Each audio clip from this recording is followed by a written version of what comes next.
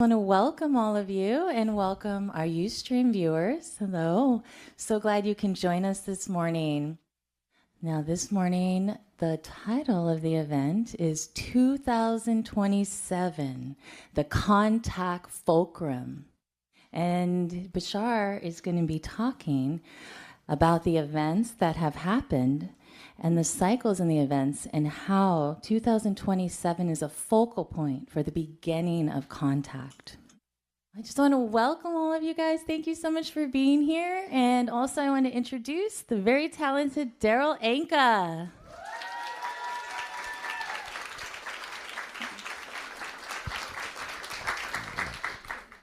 All right, guys, have fun. I will see you later.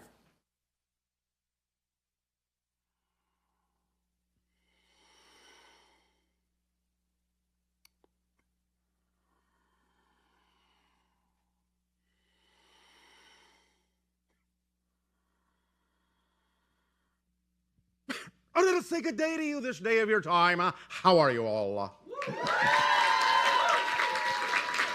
All right.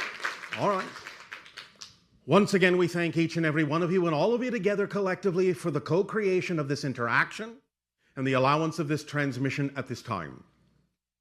Each and every time you co-create with us these interactions, you give us the gift of experiencing through each and every one of you another facet of creation. We thank you for that gift. Let us begin this transmission at this time with the title, 2027, the Fulcrum of Contact. Now, we have previously in these transmissions discussed the idea of a general probability for a window for the beginning of open contact between your civilization and other civilizations more openly on your planet. This window in general has been said to be between your years of 2025 and 2033, give or take a year or two on either side.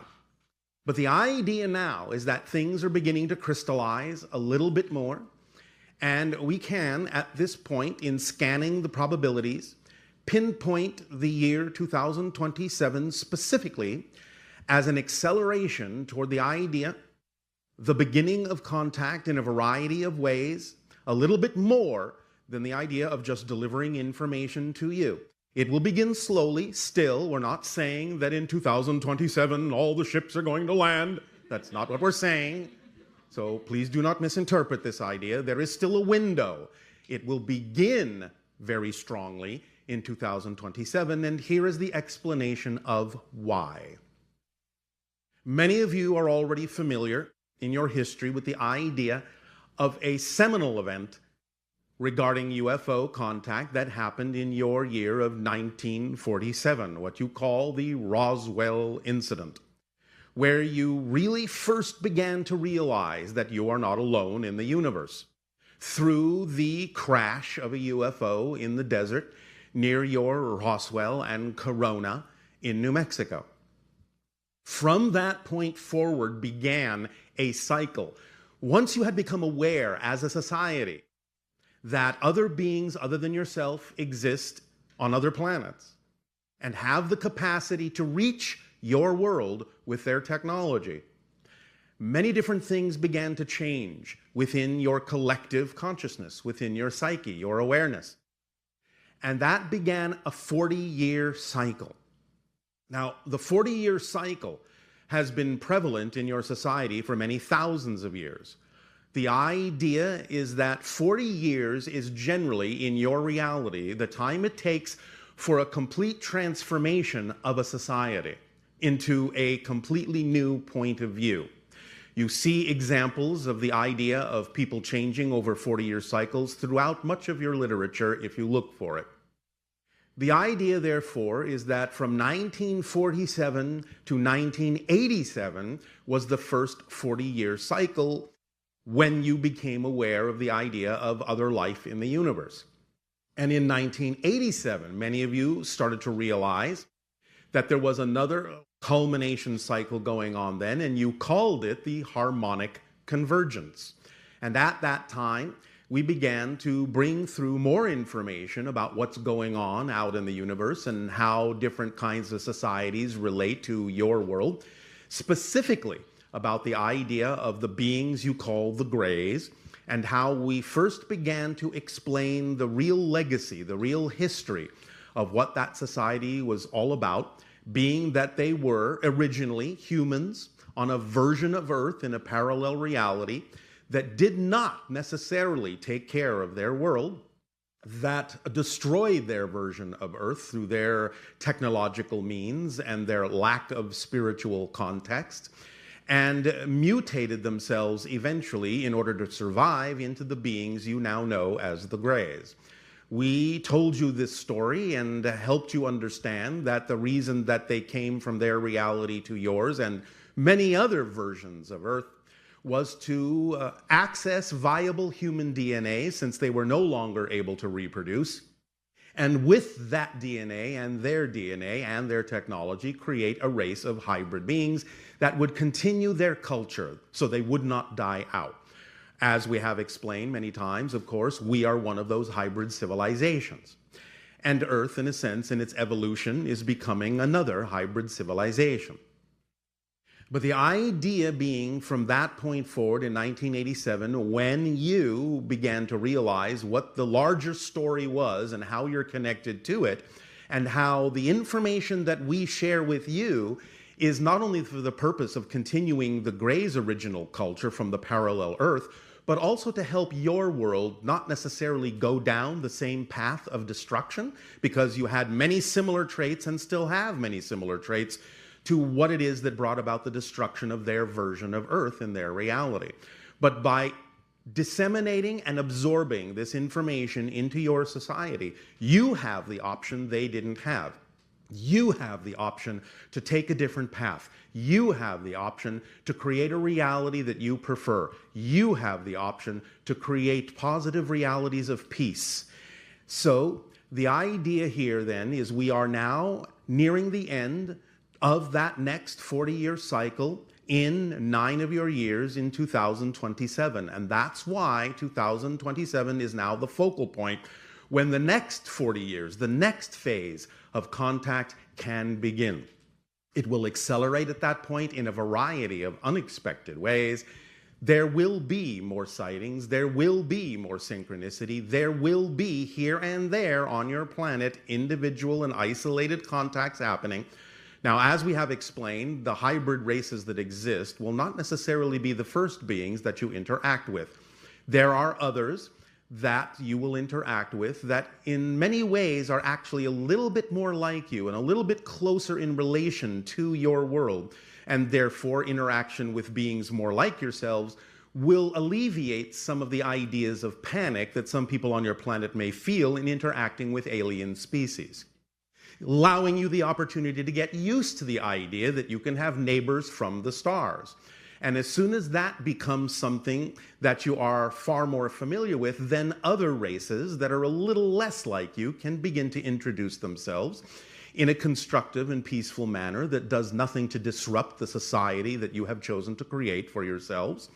But it will begin in earnest. The next phase will begin in 2027 and accelerate from there all the way up, as we said, till about 2033.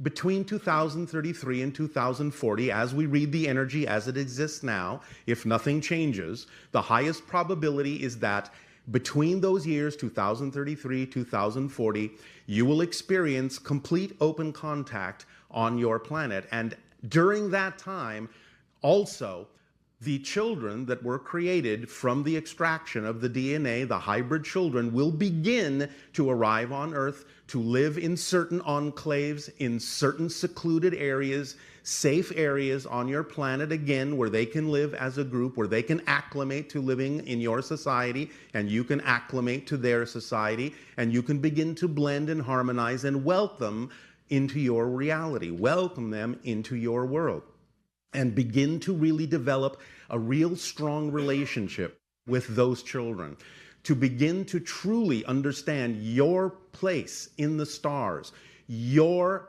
very honored place in the galactic family, and through those years, 2033 to 2040, you will develop much, much more understanding of all the interrelationships that have occurred and can occur between your world and other beings from the stars.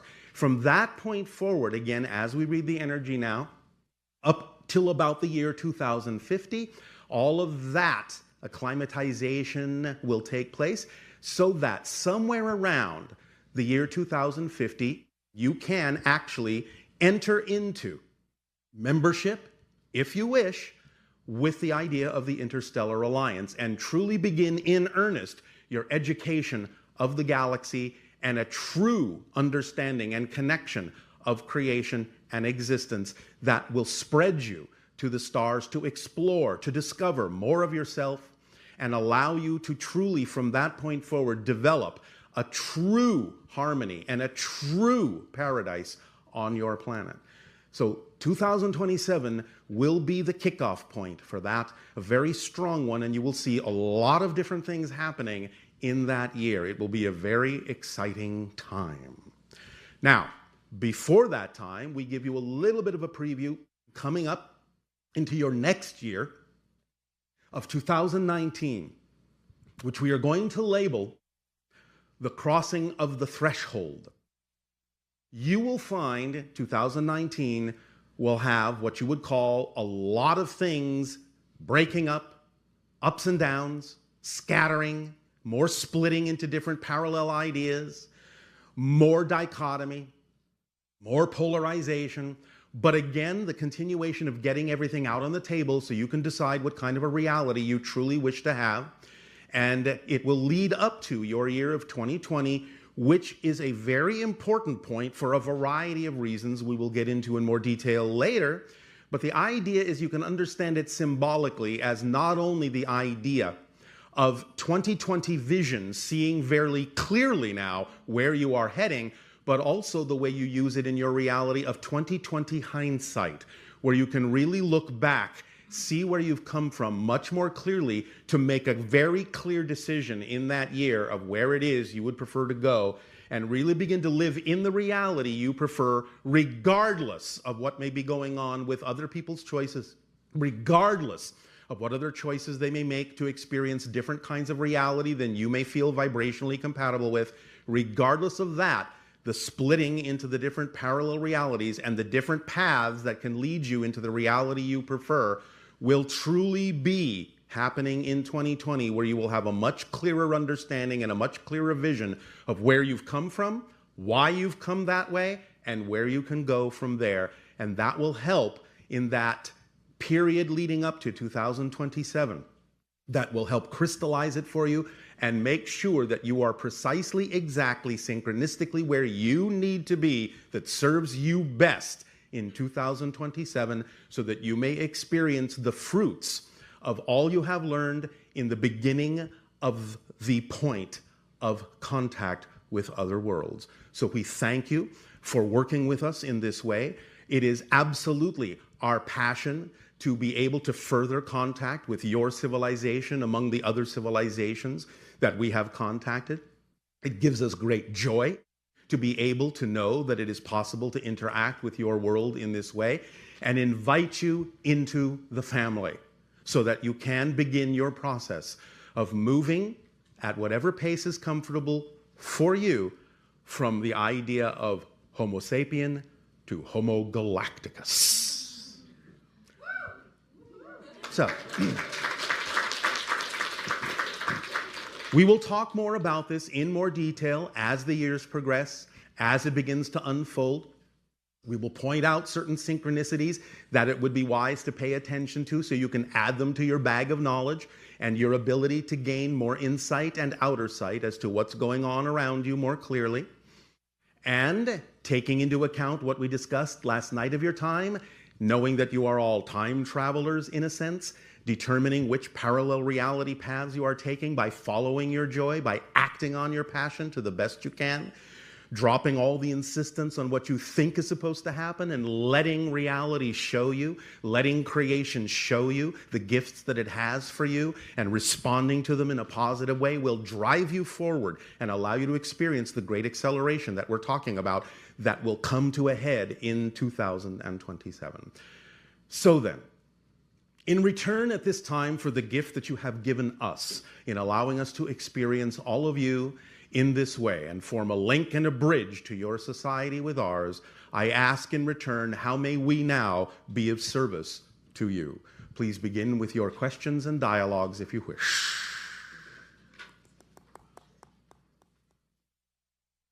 Hello. And good day to you. Good day to you. Thank you. Okay, I had a question. It seems pretty crazy now that I'm up here. Crazy questions are the ones we love. All right. When I was really young, I was playing. You mean like yesterday? Definitely not yesterday. I was in 3rd, 4th grade somewhere. Yes. And I was playing in the sandbox. Yes. And I saw what I feel like a little flying saucer.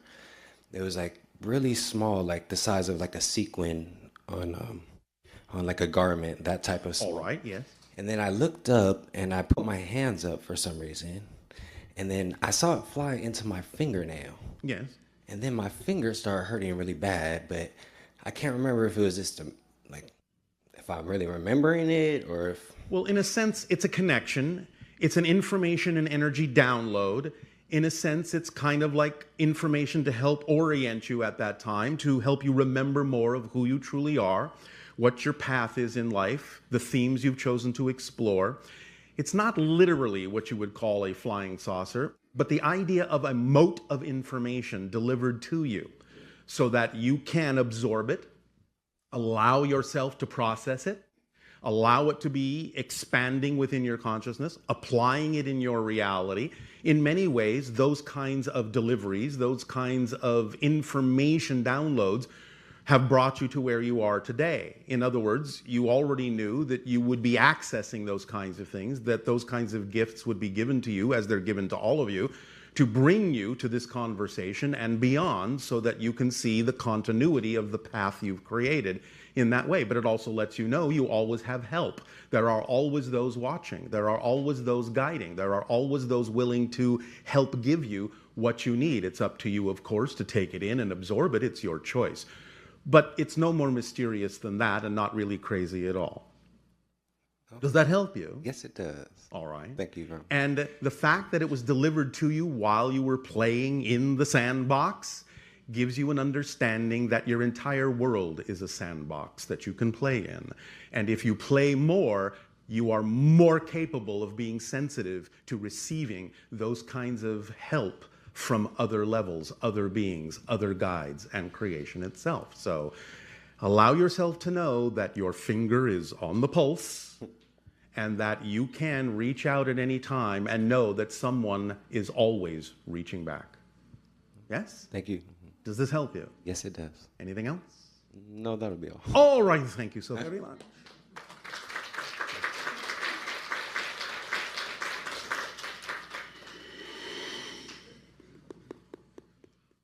Hello, Bashar. And a good day. Thank you. I would like a little clarity on the concept of vibrations. Yes. Because I think you talk about raising or lowering your vibration. Yes, and I was wondering what it is actually. It's your energy. That's vibrating. Energy has frequency to it. A simple example is what you call your visible spectrum of light, yes? You know it's all the same kind of electromagnetic energy, but you know that red is a different frequency, a different vibrational rate than blue, which is a higher vibrational rate. Yes? Yes. So when you allow yourself to align with your truth, your passion, your creativity, your love, you are allowing yourself to upgrade and accelerate, raise up your frequency. And by raising up your frequency, it makes you more sensitive as a receiver, in a sense, as an antenna, to pick up on even higher frequencies above and beyond your reality. Your senses expand. You start being able to perceive the structure of existence.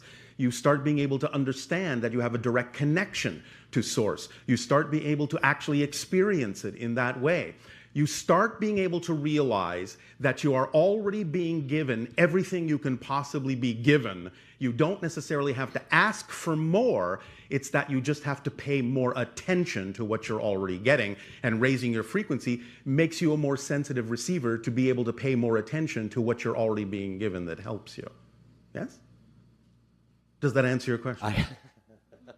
I think I could think about that for a long time, actually. Well, if you insist, you can think about it for as long or as short as you wish. But it's really not that complicated. You're just making yourself basically more sensitive to receive higher energy information by matching that level, by matching that frequency. Remember, the principle is you cannot perceive what you are not the vibration of. So when you are vibrating at a certain rate, at a certain frequency, you can't perceive the things that are vibrating like this. You have to raise your frequency and become matched to that frequency like two tuning forks to be able to receive and understand and translate and process that vibration and all the information and all the experience that is relative to that vibration. If you're down at this level on this vibration scale, you can't really have any experiences that are representative of a different vibrational level. Make sense? Yeah. You have to think about that for a while too, I suppose.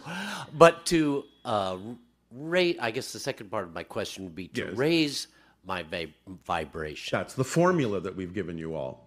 Yes?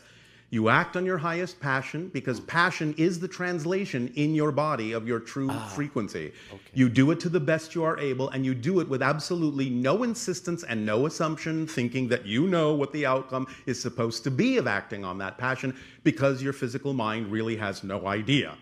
And if you insist on knowing what that outcome should be and put those kinds of restrictions on it, your higher mind and creation cannot necessarily then give you what could actually be much better than you have imagined. So you have to really trust the synchronicity and the higher self to deliver to you, when you're in the correct vibration of passion, all the things you truly need at that moment. Your physical mind is only designed to understand and experience what's happening, what's going on right now at this moment, and take that experience in. Your physical mind is not designed to really know what's going to happen, but higher intelligence does. And therefore it guides you and says, follow your passion. That's the compass needle pointing to your true north. That's the compass needle that allows you to align with your true self and your true path in life. Follow the passion, follow the love, follow the excitement, follow the curiosity, follow the creativity. That's what you are. That's who you are. And then you know your path will be unerring. It will be the path of least resistance, the path of joy. You will experience less struggle and strife. It's just the way it works. You're going with the flow of your current. You're not swimming upstream. You're not resisting it. Does that make sense? Yes, yes, yes. So that's the formula. Act on your highest passion to the best you can at every moment. Do it as much as you can, as far as you can take it, until you can take it no further. Then act on the next most exciting thing.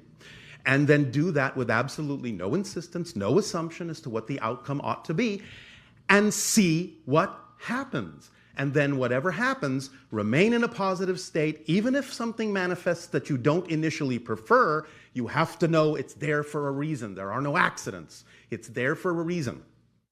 Learn to stay in a positive state, and then you can use what you don't prefer in a way that you do prefer and get the benefit from it. But you have to know that whatever you are given is what you need at that moment. Because sometimes you will test yourself. Maybe something will manifest that you don't prefer, and maybe you will find yourself reacting in the same old way with the same old fear-based beliefs and say, oh, why did that happen? Something must be wrong. Something's off. I will judge myself. I must have done something wrong. That is what exactly makes that state stick and stay there and get you in a loop of negativity. But if you suddenly realize, all right, I recognize objectively that I don't prefer this, but I know it's got to be there for a reason that serves me. I just know that. Then you will be able to extract the benefit. You will see eventually why it happened in that way, if for nothing else again, that you tested yourself to make sure that you're not making your happiness conditional on what happens outside. You are making your happiness conditional only on what you decide is true for you. Yes? Fantastic. Is this helping? Yes, yes, yes. Yeah. All right. You didn't need much time to think about that then, yeah? Well, no. Somehow it just Clicked. clicked in there. Yes. Yes, thank you. Anything else? That's it. All right. Thank you so very much. Thank you. Thank you.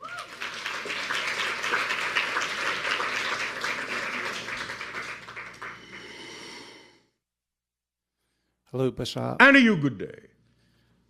Going back to when you were talking about the 9 levels of consciousness, Yes. I was trying to get a better understanding.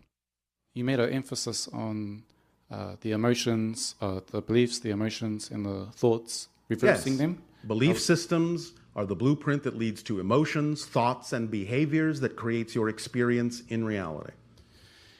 And you made a point to say that the way we normally think about that, we should flip that upside down. So that No. beliefs are on No, top. no. Not that you should flip it upside down. What we're saying is you think it's upside down. Yeah. That's the way your society sees it. In other words, you think your subconscious mind and your unconscious mind are below your conscious mind. They're not. They're above. Because it comes from the less physical to the more physical. So the unconscious mind is actually a higher frequency than the subconscious mind, which is a higher frequency than the physical mind. So what we're saying is you need to understand that that's the way it actually is, so that you can work with it in a more constructive way rather than thinking that the subconscious and unconscious mind are below or beneath the physical mind, which gives the physical mind the idea that it's somehow in charge, which it's not. So is this compatible with the idea of the chakra system? Because when I think about it, it doesn't... Not exactly, no. It's not quite the same thing as the idea of the chakra system in the body. The chakra system in the body are simply the energy centers that process the idea of the beliefs, the emotions, the thoughts, the behaviors in a way that allows you to experience yourself either in balance or out of balance with your own true, fundamental, essential frequency.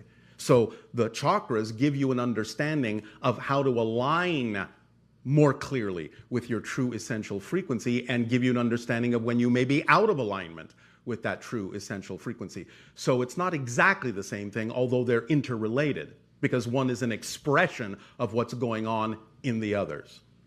Right. Does that help? So it won't help to try and synthesize those two systems of thought. It's just better to keep them separate. No. You can synthesize them together. They do work together, as I just said.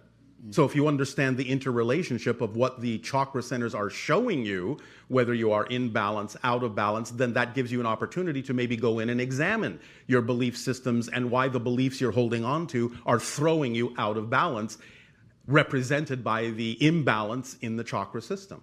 So you're using the chakra system, in a sense, as a way, as an indicator to let you know when there might be something out of whack, out of balance, out of alignment within you. Now, it doesn't mean you have to do it that way. Some people are sensitive to being able to read that. Some people are not. It's not necessarily their particular permission slip. But it can be used that way, but that's the relationship. All right, thank you. Does that help? Yeah. Anything else? I just wanted to know, like, basically, you have a very simple formula. Yes, I do. And because creation is fundamentally very simple. It can be richly complex, but the structure is very, very simple. And it's the answer you give to everyone every time, pretty much, in different words. Because there is only one instruction manual. There's only one formula. If you understand that, you're free, and you can answer all your own questions. That's the point. So it's like saying, if I handed you an instruction manual to help you understand how to operate a piece of machinery, would you start looking for extra pages, going, there must be more to the instructions than this? Or would you be happy that the instruction manual was relatively simple? I'm just wondering why, what do people get caught up in, why it seems so simple, and yet it's... Because you have been taught to believe that things have to be a struggle in order to be worthwhile. So the process, pretty much, if you were to begin, is to simply the process try to imagine is to simply understand the instructions, right, clearly, and to make that applicable and and to apply them in your reality, and you'll get the result. Just like, again, if you follow the instructions in an instruction manual for a piece of machinery, the machine will operate according to the instructions. Now, the machine of creation always operates. The instruction manual is designed to reveal to you how it operates to your advantage instead of to your disadvantage, because you're the one in charge of pushing those buttons. You have free will to choose whether you'll be in alignment with creation or out of alignment with creation. So the instruction manual is a way of understanding how to be in alignment, how to go with the flow to your advantage. So the more excitement, the more passion you have, Yes. The higher your frequency. Yes. The more you act on your passion. It's not necessarily about the volume of passion. It's about the frequency upon which you're willing to act on it. Because sometimes you can start small and you can say, well, I don't have any large-scale passion project or a large-scale passionate career or anything like that. But at any given moment, I have a number of options available to me that I can take action on. They can be very, very basic and very simple. Take a walk, read a book, call a friend, eat a meal.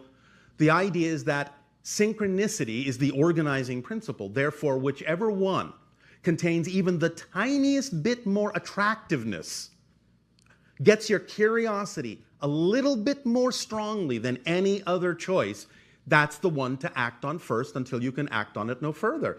When you can act on it no further, then look for the next thing that has even just the tiniest bit more excitement in it, more attractiveness in it than any other choice, and act on that next. That's how synchronicity brings it to you in a way that makes it organize all the things you need to do in the order in which you need to do them in perfect timing.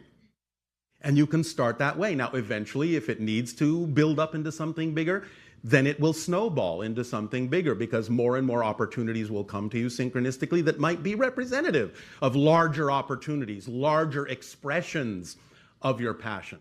But it's not so much about the volume itself as it is the frequency with which you're willing to act on it that makes the difference. So there's not a threshold of energy, so to speak, that you have to cross before a manifestation occurs? You're always manifesting something, aren't you? Aren't you manifesting right now? That's your nature. If you weren't manifesting, you wouldn't be having a physical experience at all. So obviously you can manifest. It's about becoming more aware that you manifest, and it's about becoming more aware of how you manifest, and about becoming more aware of how you can prefer to manifest things that are more in alignment with who you truly are. It's not about learning to do something you're not already doing. It's about becoming more aware of what you're already doing in a conscious way. That's all. You're already manifesting. That's natural. It's built in. You can't help it. That's just what you are. You're a manifester. You're a co-creator. So you create. But becoming aware that you are a co-creator is the point. And by following your passion, it raises your frequency and allows you more ability to become aware of your relationship to creation, and how you can be more consciously aware of how you are creating your reality experience through the choices that you make and through your beliefs about what you believe is true for you. Yes? What does my frequency look like to you? Can you see like... At this particular moment, your overall frequency is somewhere around 135 to 137,000 cycles per second as we read you right now. Understand that most people on your planet, on average at that time, operate between 40 to 60,000 cycles per second. The threshold between physical reality and spirit is 333,000 cycles per second. Most of you, when you transition into fourth density, when you upgrade yourselves and have your peaceful reality, finally, that you create peace on your planet, you'll be operating above the 200,000 cycle per second range. Our civilization operates roughly on average about 290,000 to 300,000 cycles per second at this point in our evolution. So that gives you some sense of a range.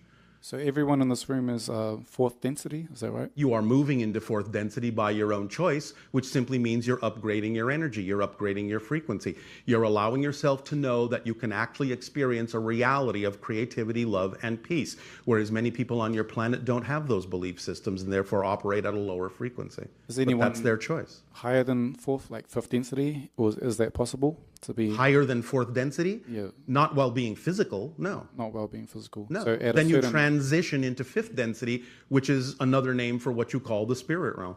So when you reach that threshold, then your body moves into another. You will no longer be physical. What frequency level does that occur at? Fifth density. Fifth.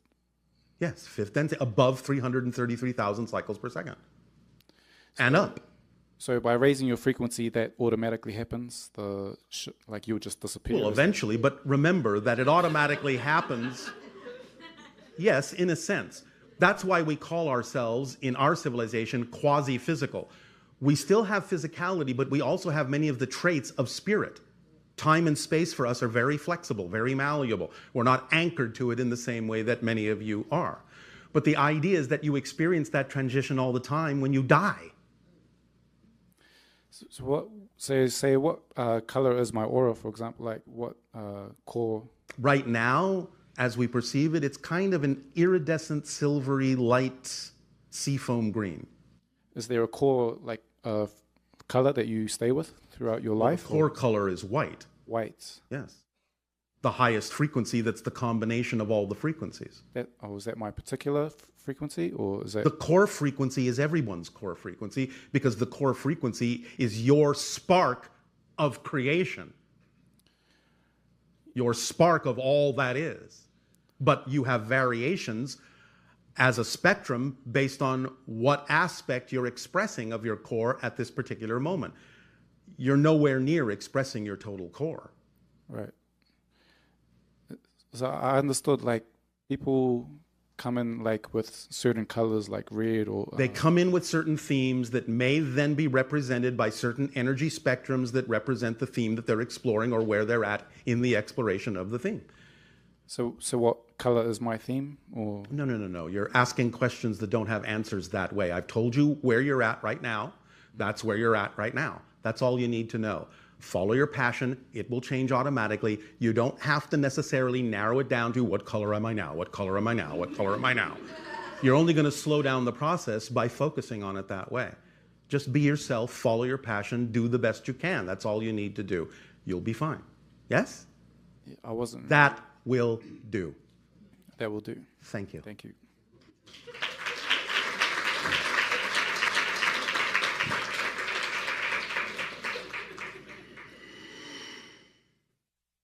Hello, Bashar. And a you good day. I had another incident in the snow. Another incident in the snow. Yes. All right. So I went out and there was a gazebo with a Christmas tree inside it. Yes. And I went out there and the Christmas tree had fallen down and I put it back up. And then the next night when I went out, there was a path that was carved in the snow with rose petals. Yes. And I was thinking, oh, this is really beautiful. Someone maybe proposed or honored someone who had passed or whatever. Yes. But then the footprints were odd. In what way? They were small and they're like little dress shoes. They almost look like little... the shoes of like a child? leprechaun or a child's shoes, yes. Yes. And then there was like a few animal prints. All right. Can you give me clarity on what that was? I can. Oh, you're asking me to? Yes. Understand that as your parallel realities begin to split, you will find that there will be more also of a kind of crystallization in the energy field of your planet that will allow for what you would typically call both nature spirits and also sometimes, on rare occasions, some of the hybrid children to come and play a few tricks with you and set up symbols and set up scenarios like a game for you to follow, to see what you do with that and what it leads you to within yourself. So there are other kinds of beings that do exist that are connected to your world that you don't often see because you're not necessarily on a vibratory level to do so, but they have their own reality. They understand they have a relationship with you as part of the earth, and sometimes they will manifest themselves a little bit more physically than usual to be able to interact in your reality. It's another form of contact. It's another form of delivering information, but in a visual way, in an experiential way, to see what you do with it, to see how you might also want to play, to see what you get out of it, to see what you add to it, so that you can go back and forth in playing with these other forms of consciousness, these other forms of life, so that you become more familiar with them on your planet, because in the future, you'll be able to interact with them much more directly. So this is the beginning of contact from the consciousness of the nature spirits themselves, to see how far you're willing to go, to see whether or not you're still going to be operating in fear or whether you're going to be operating in joy and love. Yes? Yes, well, it was really joyful and loving. All right. And I took some of the rose petals home and put them in my medicine bag. All right. And so? I don't know why I'm crying right now. Because you are aligning with your true self, and that usually forces the chemical components of negative beliefs out of your system through your tears. It's tears of release, tears of alignment, tears of joy when you are aligning with something you know is true for you, when you've discovered a new piece of yourself in the world. You have discovered a treasure within yourself, a treasure of your connection to those levels of reality, those levels of creation that allows you to be more free to be who you are. That's cause for release and joy. Yes? Yes. Does this help? Yes. Anything else? Yes. So when I discussed with you before, my teacher with the bone knife, Yes. I've had more communications with him. All right. And I decided to find out on my own Yes. who he is and where he's from. All right. And what have you discovered? It's still confusing. That's all right. It's a process. So Doesn't have to come right away. is he incarnated at this time? I cannot help you in this process yet. You're in the middle of it. Can't spoil it for you. Can't spill the beans. Let the cats out of the bags. Open all your presents. You need to go a little further in your process on your own. Keep going. You're doing fine. At some point, we'll be able to discuss this with you further, but not in mid-process. Otherwise, we spoil the surprises for you. Okay. All right? So you're probably not going to tell me what it means to follow the red feather? I probably am not. Okay. Good guess. Yeah. So the signature frequencies, so we all inherently have a very unique frequency. You all But have they a all can unique change? expression. Your signature vibration, in a sense, will not change. But you can change the secondary vibrations around it that represent your unique expression of the signature frequency. But the signature frequency is a different expression from everyone else. It's your unique reflection of all that is. Your unique reflection as an expression of creation. Yes? Okay. And then you can express different frequencies of that, different ways of expressing that signature frequency as you go through your process of rediscovering yourself. So when you're reading someone's frequency, you're reading the frequency around the signature? Yes. Okay. Because if I just read the signature frequency, it wouldn't really matter much to you. Your signature frequencies are all very, very, very high. It's just that you're clouding them with all sorts of fear-based belief systems that doesn't allow the light to shine through as strongly as it could. Okay. That's the whole point. It's clearing out the attic, clearing out the basement of all the negative fear-based beliefs that cloud your ability to express the signature frequency that you are as an aspect and reflection of creation more fully. That's what this is all about. Letting go of who you're not and being who you truly are. Each of you is a puzzle piece within creation. You are a certain shape. That shape fits with all the other puzzle pieces to create the big picture of all that is. But when you try to be a shape you're not, you won't fit. You won't help create the big picture. Trying to be someone you're not is the most difficult thing you can do in life. It exhausts you. It tires you out. It kills you, literally, to be someone you're not. Let go and be who you are. Uplift yourself, and then you will fit, and the big picture will be formed before your eyes. Yes? Yes. Yes. So in light of what you said about the Fulcrum, Yes. I was going to ask about like an update on the precursors. Are they going to be more They will be more active. active? For those that don't understand, precursors are extraterrestrial beings that look similar enough to you that they can walk among you, but they have a very different frequency. And the precursors go about your planet from time to time, walking through your cities and your countrysides. And when you might sometimes now and then pass by them, they observe to see if you can tell that they're not from your world. That is used as a measurement of your sensitivity and your readiness to be able to interact with beings from other civilizations. That's the job of the precursors. So that will increase, and especially it will increase in the Fulcrum of Contact year of 2027. Yes. Okay. I think Thank that's you. it. Thank you.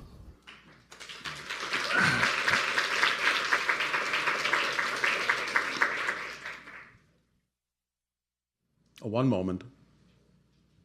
Somebody asked, well, which civilization are the precursors from? They are from the fourth hybrid race, the Shayael, and some from the Yael, the fifth hybrid race. Because those are the ones that look most like you. Hello, Bashar. And a you good day. I'm not sure how I got here, but I'm here right now. Did you come by some form of vehicle? I did, but All right. but I literally signed up 30 minutes before this. All right, so you're following your I synchronicity? just jumped in my car and followed my synchronicity. All right, And then now- that's how you got here. And I'm standing here in front Yes, of you. you are. So I'm in the process, or I have been in the process, of letting go Yes. of everything that is familiar to me. Everything? Well, almost. All right. And I just let go of a 25-year career. Oh, all right, congratulations. Yeah. Are you in a position to know that whatever it is you act on that is representative of your passion can support you in life? Yes. All right. I definitely live in full faith with that. It's not about faith, really. I understand what you mean by that, but it's simply about understanding how things work. Yes? I feel it's like- knowledge. It's knowingness. It's beyond faith. It's knowingness. Yes? Yes. All right. Well, congratulations. Thank and you. so, now what? Yeah, now what? Well, what do you want to do? What excites you more than anything else at this particular moment? Well, that's what I've been following, and that's how I ended up here. All right. All right. Then you will keep doing that, we assume? Yes. All right. So, what else do you need to discuss? Well, some things that have been happening have been kind of strange. During meditations recently, I keep hearing... Yes. Well, strange is not necessarily negative, yes? No, it's neutral until it's defined. I don't need strange. But I keep hearing Athena.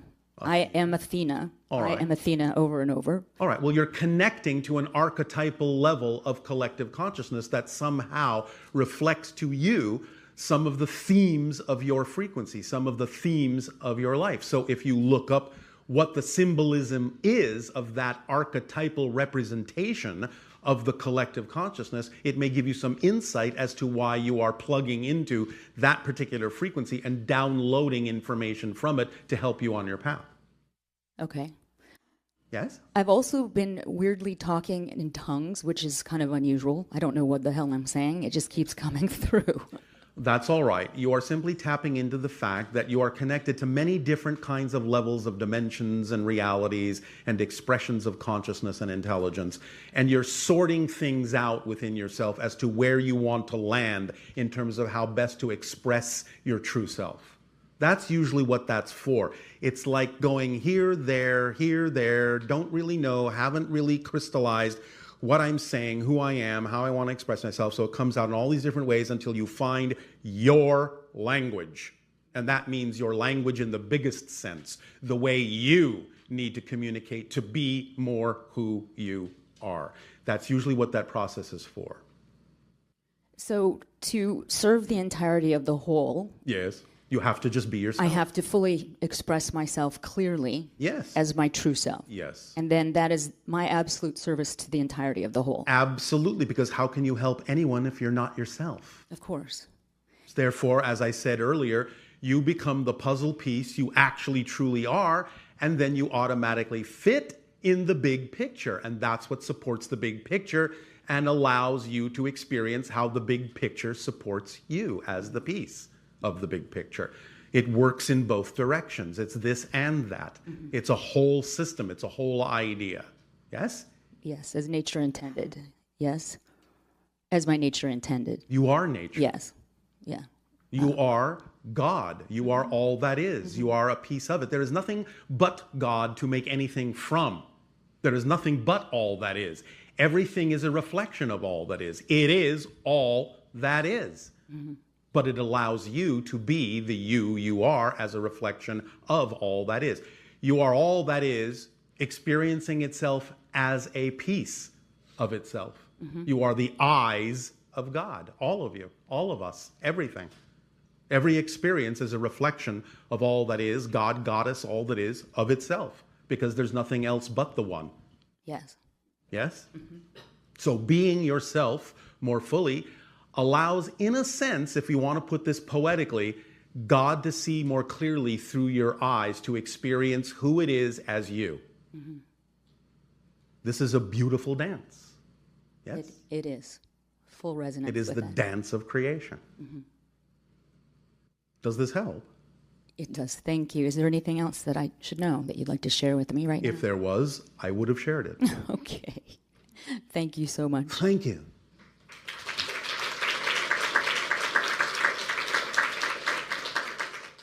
Good day, Bashar. And a you good day.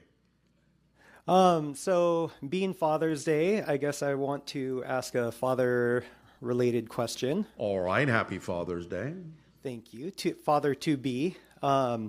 So my wife and I are expecting a son. All right. And the first question I have is related to, at what point does consciousness actually enter the baby while it's in the womb? Well, the way you're asking that question isn't exactly accurate. Okay. Because remember, everything is made of consciousness, no matter what it is.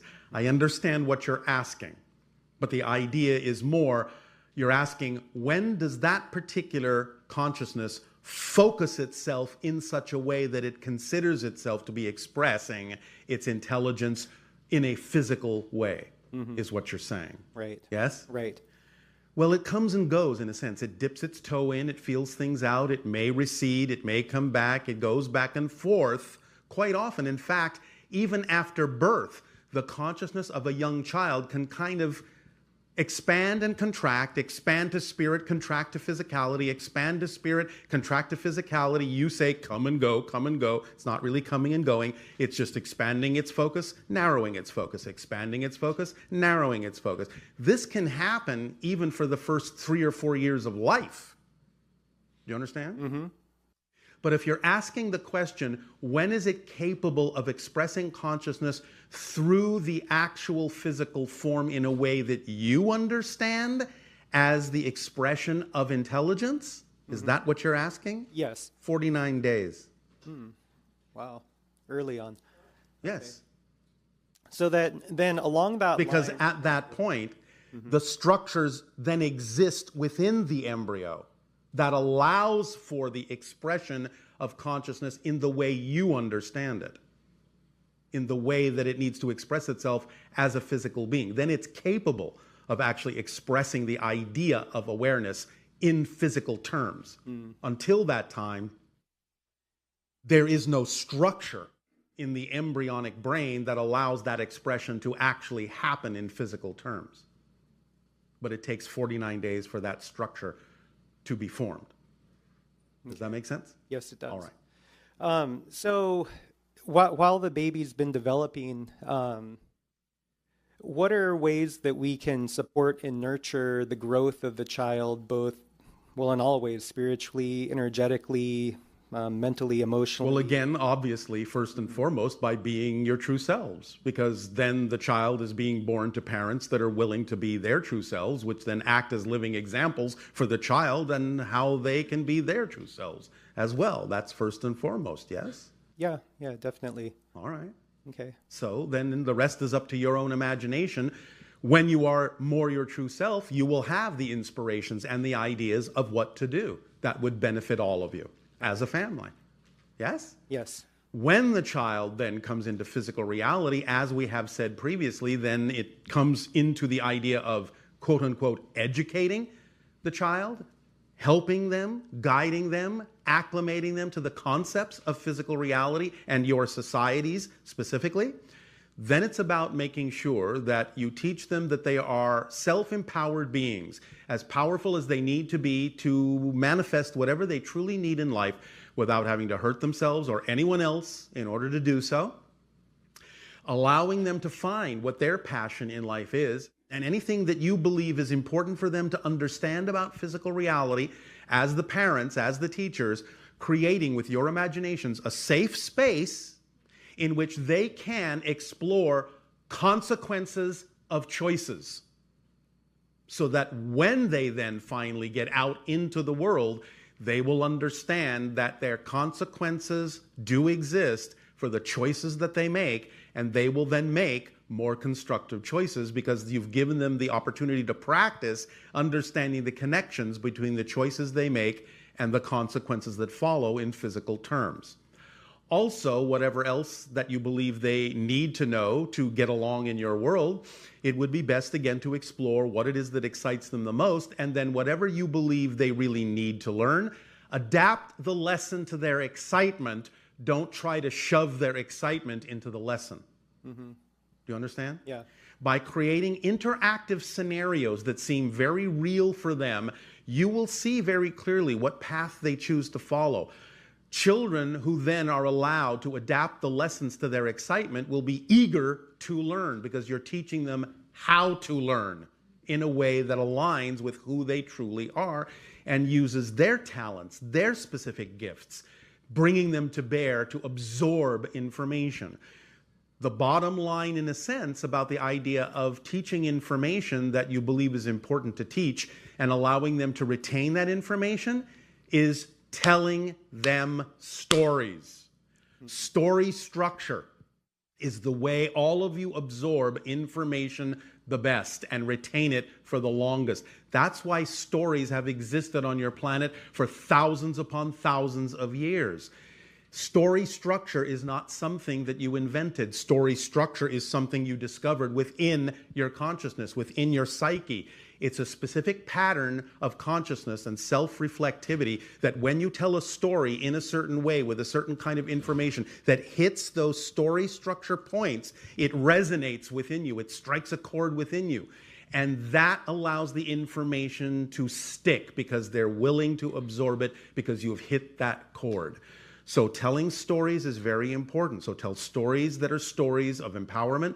Stories can contain the idea of what you call conflict, or at least the idea of what's going on between positive and negative belief systems, as long as they also contain the idea of transforming those things from negative to positive. Then the child will retain a very powerful instruction of how to do that in life. Great. That's what we would suggest to you. Okay. Does this help? Yes, definitely. From fifth density, how do you look at and view the role of fathership or fatherhood? Well, I'm not in fifth density. Oh, I thought you were. We are transitioning. Oh, transitioning too. But Okay. remember that fifth density is synonymous with what you call spirit. Right. Therefore, in that sense, it's not quite the same kind of an experience in non-physical reality as it is in physical reality, except the basic premise that it's about, in a sense, creating what I call that space, that provision of space in which people can grow and learn and become themselves. that can translate in physical terms. You usually think, I know this is changing and it's supposed to change and become more balanced, but I know that classically you usually look at the idea of the masculine energy as the provider. You understand? Right. Now, all of you have that energy. All of you have the masculine, all of you have the feminine. It's about finding the balance within and empowering everyone in an equal way. But the idea of that energy in general, that archetypal energy, is to provide that space in which something can then be nurtured by the feminine energy, so it gets both of those energies, the provider and the nurturer, and creates that safe, balanced space in which the child can grow in strength and balance and contain both of those energies and expressions of those energies themselves. So that's the spiritual view of the energy. Yeah, that's great. Does that help? Definitely. Yes. I'd like to breach one more topic, if I may. Yes. So I work with a lot of people that have had head injuries, Oh, how concussions. exciting. Not for them. You don't know that for a fact. You're right. You're right.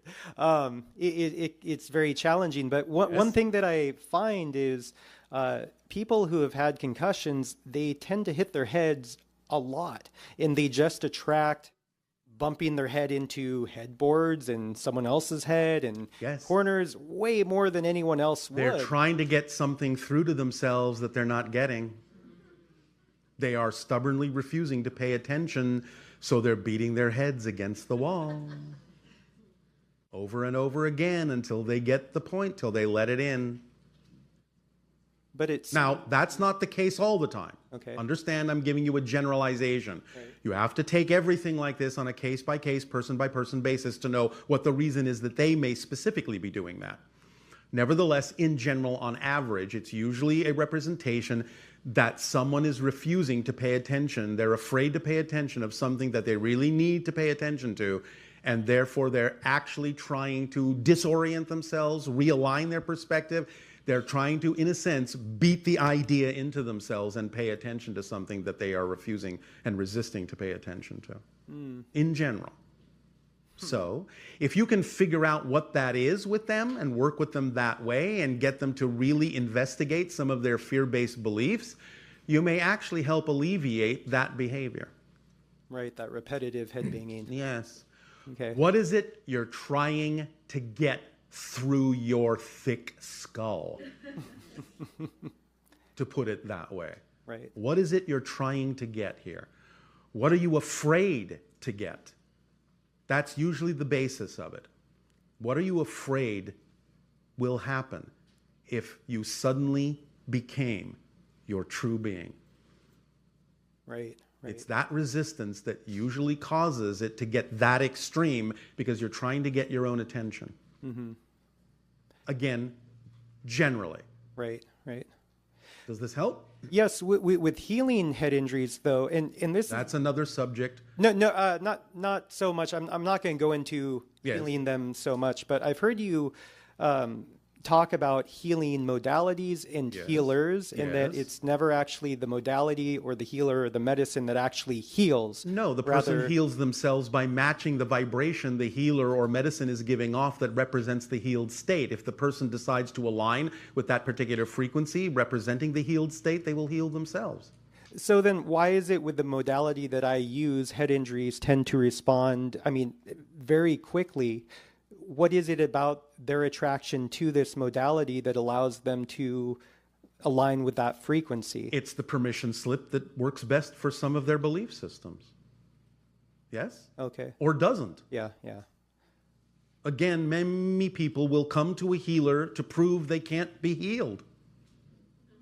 Therefore, you've given them what they asked for. All you need to do is do your job. It's none of your business what they do with what you give them. That's not your job. Your job is to provide the vibration that represents the opportunity to heal themselves. What they do with that, none of your business. Right.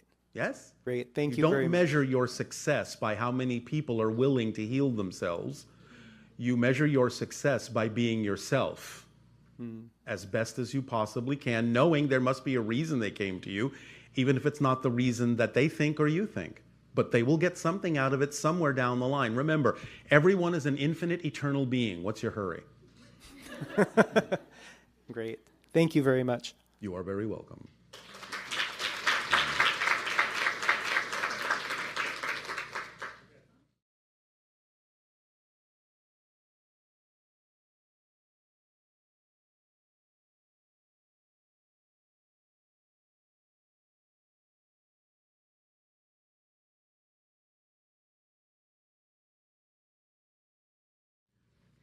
Good day, Bashar. And a you good day. I love that. The measure of your success is by being you as much as you possibly can. Yes. That just feels so good. Thank you. Yes, it does. I have a question. The last event that I was at, the hybrid races, I had an experience where I felt like somebody else was in my body. It almost lasted. Nope. Okay. That's not possible. So. You fill you up. Okay. There is no room for anyone in you but you. What you're experiencing is a shift in your own frequency that allows you to experience yourself as a different being than you are used to experiencing yourself as. Okay. It's still you, it's just a different expression of you, a different level of you. It's another aspect of you. Okay. So I was, I got really tired. I had to take a nap at the break. I felt... Sometimes that happens when new energy comes in that you're not used to handling. You need to take it more easily. You need to absorb it with your physical mind out of the way. Okay. And then I had a hard time with my memory, and That's a good thing. Okay. I love that. Tell me more about that. We have no memory at all. Zero. We simply know that we will know what we need to know when we need to know it. I know. Memory is created in the present. Doesn't really come from the past. Yes. So sometimes, now again, not always. There can be many reasons for this, some positive, some negative. But in general, what we're talking about is the idea that when you live in the moment, you don't need memory. You will know what you need to know in that moment based on the frequency you're at that is then commensurate with the information you need at that moment. That's the way it works. Okay. And so there was a little bit of fear that came up because I actually was having a hard time driving, and I didn't recognize a few people. All right. Well, that's all right. And you know, if that happens when you're driving, you can always pull over. I eventually, because the next day it lasted, so I eventually had my friend drive us home, but I just kept feeling in and out. That's fine. It's part of the process of reorienting. Remember, to reorient to a new reality, you have to disorient from the other one. Okay. So you're just in that limbo state of reorientation, attempting to find your compass needle and which way it's pointing again. Okay. Yes? Yes. It's part of the process. It's like shifting gears. You go through neutral to go into another gear, yes? Yeah. And in neutral, for a moment, the gears are spinning free. Right. That's part of the natural process of transformation and change. Ride with it, flow with it, enjoy it while it lasts. Yes? Yes. And like a mini vacation. In between parallel reality experiences when they click back into gear. Okay. Yes? So basically your explanation is I was going into allowing new energies and transferring in between an parallel upgrade of your own understanding of self, becoming more of who you are. Yes. But sometimes you will go through a little bit of a limbo state to allow that adjustment to click in a little bit more smoothly. Okay, so it's okay if I don't remember people. It's okay. Okay. Don't worry about it, Yeah. or you actually will know less. Yes? Right. Relax, and everything you need to know will come to you when it needs to. It's all right. It's all right sometimes, even with what you believe to be your best lifelong friend. I've just blanked on your name. It's all right. I'm going through a process here. It's all right. I haven't forgotten about you. I still love you. But right now, certain bits of information are simply not relevant for me to know right now. Okay.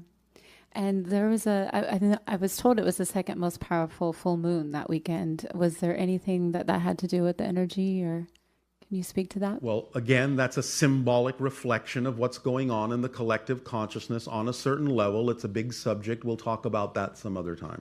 Okay. And then I really loved that you brought up the masculine and feminine archetypes. Could you expand a little bit more on each archetype and what they represent? No. Okay. Thank you, Bashar. Thank you. I love you. Our love to you as well.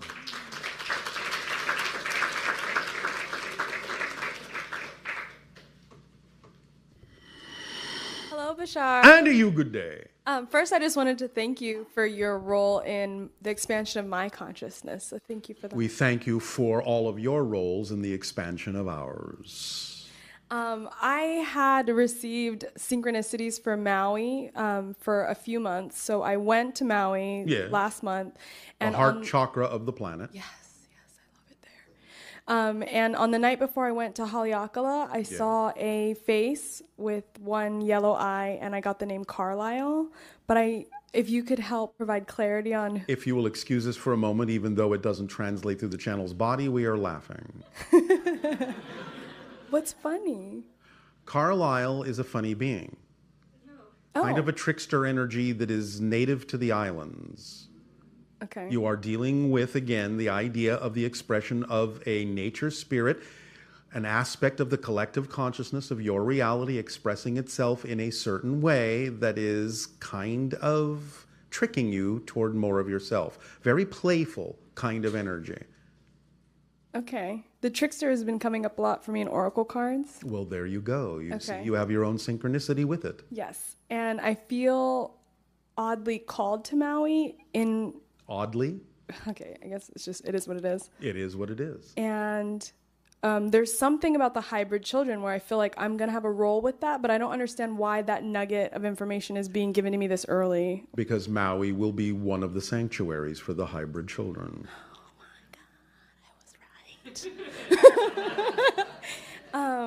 So sometimes when I'm meditating, I get faces of what I think are hybrid children. Like sometimes they are, and sometimes they're not. Okay, so is that something I'm opening up more to? Should I be connecting with them? Can't you answer that question yourself? I want to, I guess is the answer. Well, it's not about wanting to. It's about, are you doing it or aren't you doing it? I'm not currently doing it. Why not? I have many excitements at the moment, and I'm having... But you act on the one that is the highest, that you're the most capable of acting on, don't you? Are you following the formula? I am starting to, yes. All right, up to you. The idea is to act on the one that excites you the most, that you are most capable of doing something about. If there are more than one that seem to have equal capability to act on, then it doesn't really matter which one you choose, because the self-guiding principle that's built into it will turn you around to the other one if that one isn't the correct one for you at that moment. I agree with that. I understand that. Well, I'm glad you agree with the instruction manual of existence. I think everything's going good, and that's it. Thank you. You are welcome.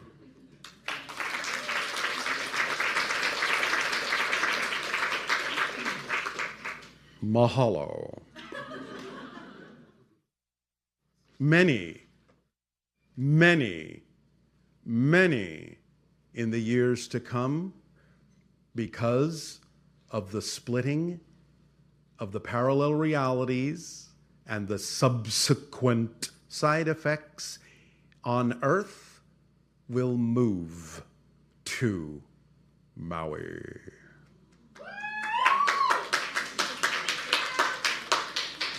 Not sure why you're clapping for that, but just making an observation, that's all. Good day, Bashar. And to you, good day. How you doing? Perfect, and you? Really good, actually. Oh, all right. Yeah, I have a lot of good questions. The first one is about the electromagnetic grid of the Earth. Yes. And the portals that open up. Yes. And people utilizing those portals for travel. Yes. Now, those this will portals become more common and more consciously done on your planet in the years to come, although it does happen from time to time, now and then, randomly, and some people that are proficient at this can do that already on your planet, but it's not that many. You mean proficiently, like with simply with their physical body, activating the whole body system, electromagnetic? Well, in other words, proficiently in the sense of being consciously aware of where the portals are, when they open, and passing through them. Yeah. Now, when that happens, my question about that is, yes, does that happen where a person walks through a portal and it's already designated to some extent where they're going to go, or is it? It can be. Some portals are like that, and some portals kind of fluctuate. Okay. So like consciousness plays a big part in it as well, where a person's focused? Let's look at it this way. Let's talk about it dimensionally. Yeah. In one dimension, a portal is a point. In 2 dimensions, a portal is a circle that you can step through. In 3 dimensions, like your reality, a portal is a sphere. And that's also 4th dimensional, because then in time, the sphere moving in time becomes a cylinder, a tunnel, or what you would call a wormhole. Yes? Yeah. Then in 5th dimension, it becomes a hypersphere. And a hypersphere means that whatever point you enter will actually be a completely different tunnel to a different location, even though it's all connected to the same sphere. So your world has point portals, it has circle portals, it has sphere portals, it has wormhole portals, column portals, cylinder portals, if you will, and it has metaspheres, hypersphere portals as well. So each of them does a kind of different thing. Wormhole portals in general can be connected between 2 points, and sometimes it can fluctuate. But for the most part, it is the hyperspheres that are connected to multiple points, and depending on how you enter, where you enter, the angle of entry determines where you wind up on the other side. So does the pineal gland utilize it? Do we utilize the pineal gland Yes. as a hypersphere? The pineal gland is very, very critical for understanding how to navigate the portals and how to sense when they're open and where they go. So the production, the high production in the pineal gland of dimethyltryptamine, DMT, is crucial to reach a certain state of production and a certain vibratory frequency to be able to sense the portals more clearly and exactly what vibrational location they connect to. Okay, awesome. Yeah. Because the energy is basically information telling you Yes. what the portal is Yes. in detail. Yes. Okay. And that translates strongly when the pineal gland is at a certain frequency based on the amount of DMT that it produces naturally. Okay. And then with plant medicines, Yes. for let's say there's Sometimes MAO that can inhibitors. open it up. The teachers that grow from the earth naturally can help open some of that up, yes. Will that help with opening it up to a prolonged, long-term experience throughout a person's life of That DMT? depends on you. In Of other course, words, okay. remember that what the plant teachers are teaching you is how to recognize that state, but you have to get to a place where you know you can simply recreate that state without the plant teacher. Otherwise, the plant teacher has just become a crutch or an addiction. Right, because I feel that deep breathing actually activates the DMT more Yes, than it does. anything else I've ever experienced. It is with one of the plants. reasons why, this is not something that the channel did consciously, it's one of the reasons why when you experience the idea of this state of our connection with the channel, you hear the breathing change. Yeah. It's actually pumping up the production of DMT, so it gives the channel's body more ability for us to utilize it in piercing into different dimensional realms to extract the information that we give to you. All right, awesome. It makes the channel a better translation device, a better telephone, in a sense, Okay, and a better switchboard. all right.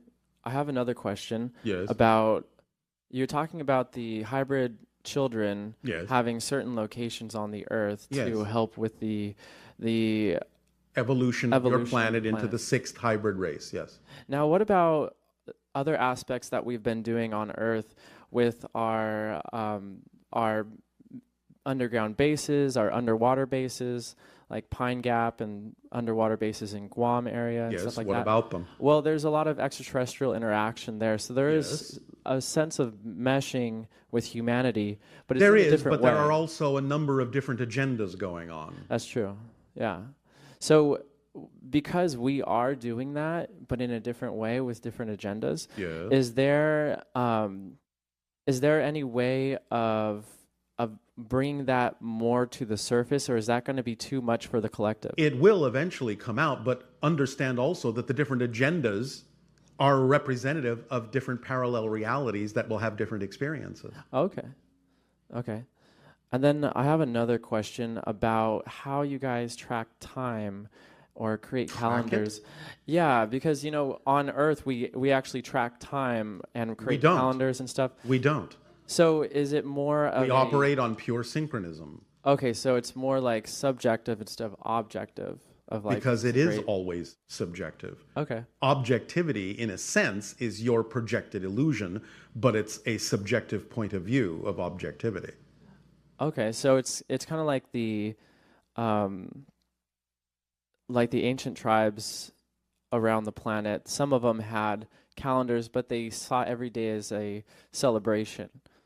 Yes, in a sense, you could put it that way. But again, pure synchronism allows us to simply know that we will be where we need to be, exactly when we need to be there, interacting with exactly who we need to interact with at that exact precise moment.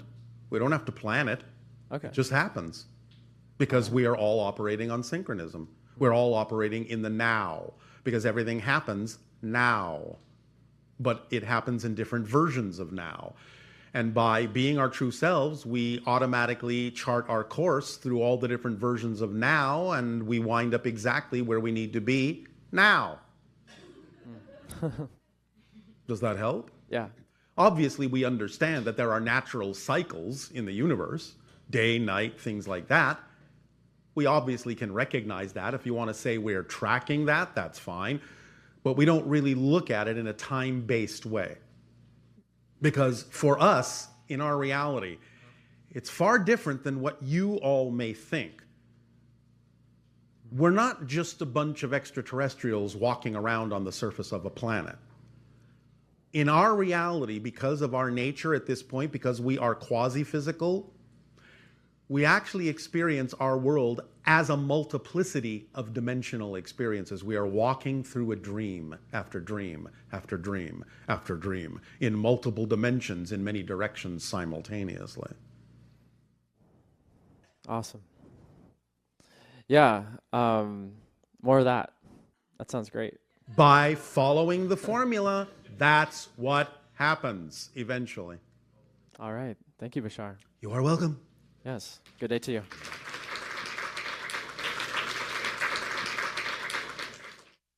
Hello, Bashar. And to you, good day.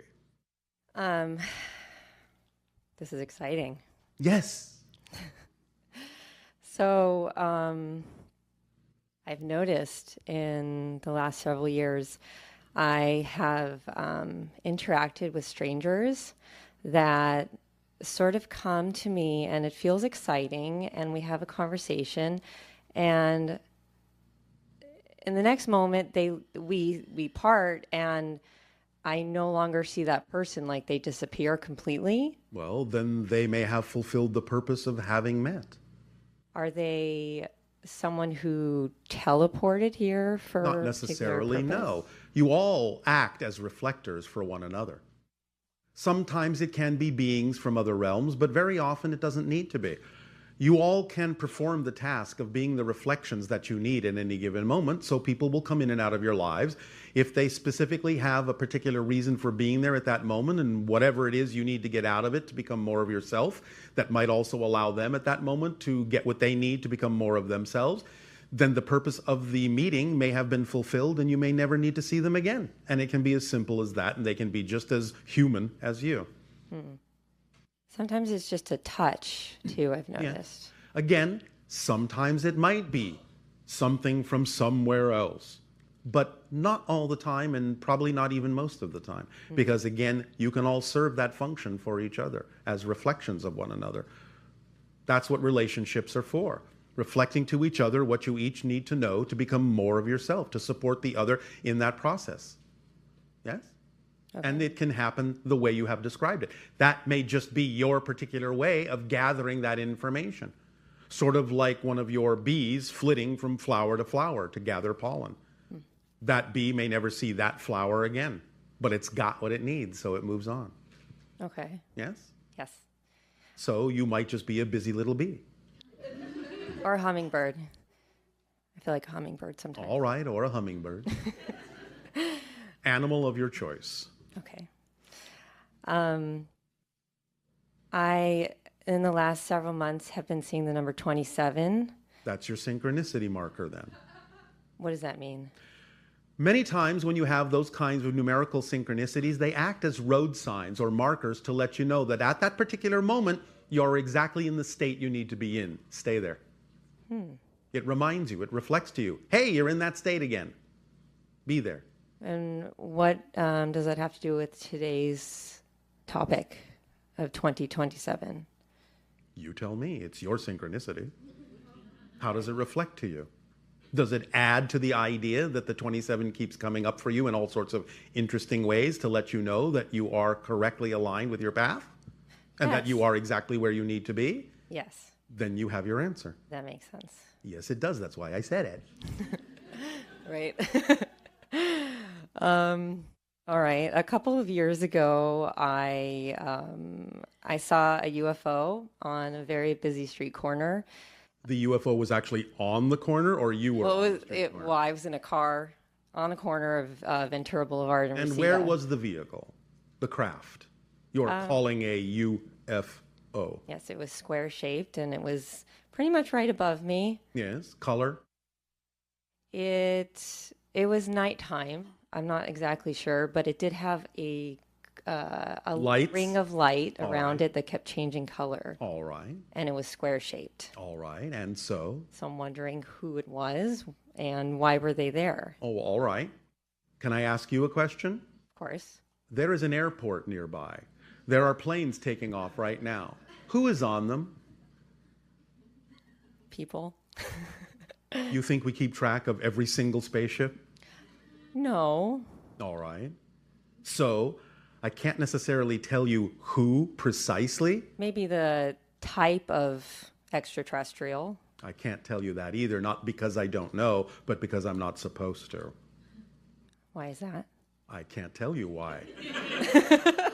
All I can tell you is this.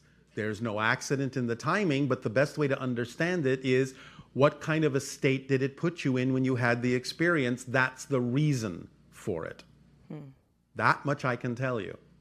So what did you experience in that state? How did you feel? Excited. And? Anything else? Did you feel more connected to realities beyond yourself? Yes, absolutely. Then that's a signal and a marker for you that that feeling, anytime you remember what that felt like, even if it doesn't feel the same again, you're in that state, and therefore come from that state in all the actions that you take. That's what will serve you best. That makes sense. That's how to use it. Yes? Yes. In time, we may be able to tell you more specifically who it was, but right now it doesn't serve you to know that, and it is not the appropriate timing for us to divulge that information.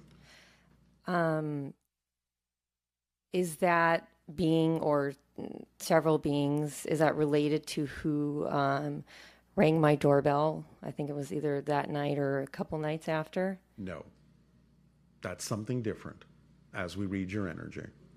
Can you tell me about that experience? No. It isn't timing for these things. Okay. And, all right, around the same time as when I saw the UFO, yes, I was in a meditation, and I saw myself interacting with an extraterrestrial. Yes. And I asked him his name, and he said Bashar. Nope. That wasn't you? Nope. Why did I get the name Bashar? Because you're familiar with us, and the vibration of that being is similar to ours, so you assumed it was us. But it's your own future self that's connected to our society. So the word Bashar is simply your translation, because remember, we don't have names. Bashar is not my name. Right. It's a recognition of a vibration. It's the recognition of what I do, because Bashar simply means messenger. So it was simply saying, I have a message. I'm a messenger. The translation into Bashar is simply what you're familiar with. That's why your brain translated the vibration, I'm a messenger, into the word Bashar. Yes? Interesting. Yes, it is, isn't it?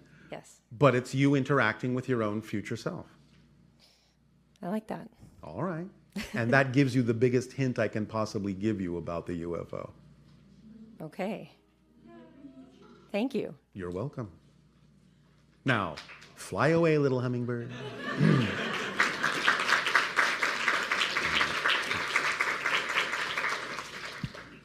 Hello, Bashar. And a you good day. Such a pleasure to communicate with you. And for us as well to communicate with you. Thank you. What's my frequency? Right now, about 145 to 157,000 cycles per second. Okay. Does that really tell you anything?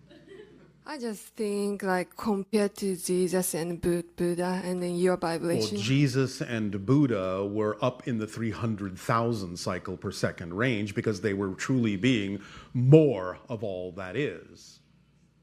Okay. None of you are going to be in that range for a little while. You can be, but you're going through processes to recognize the awakening of the Christ consciousness and the Buddha nature within each of you.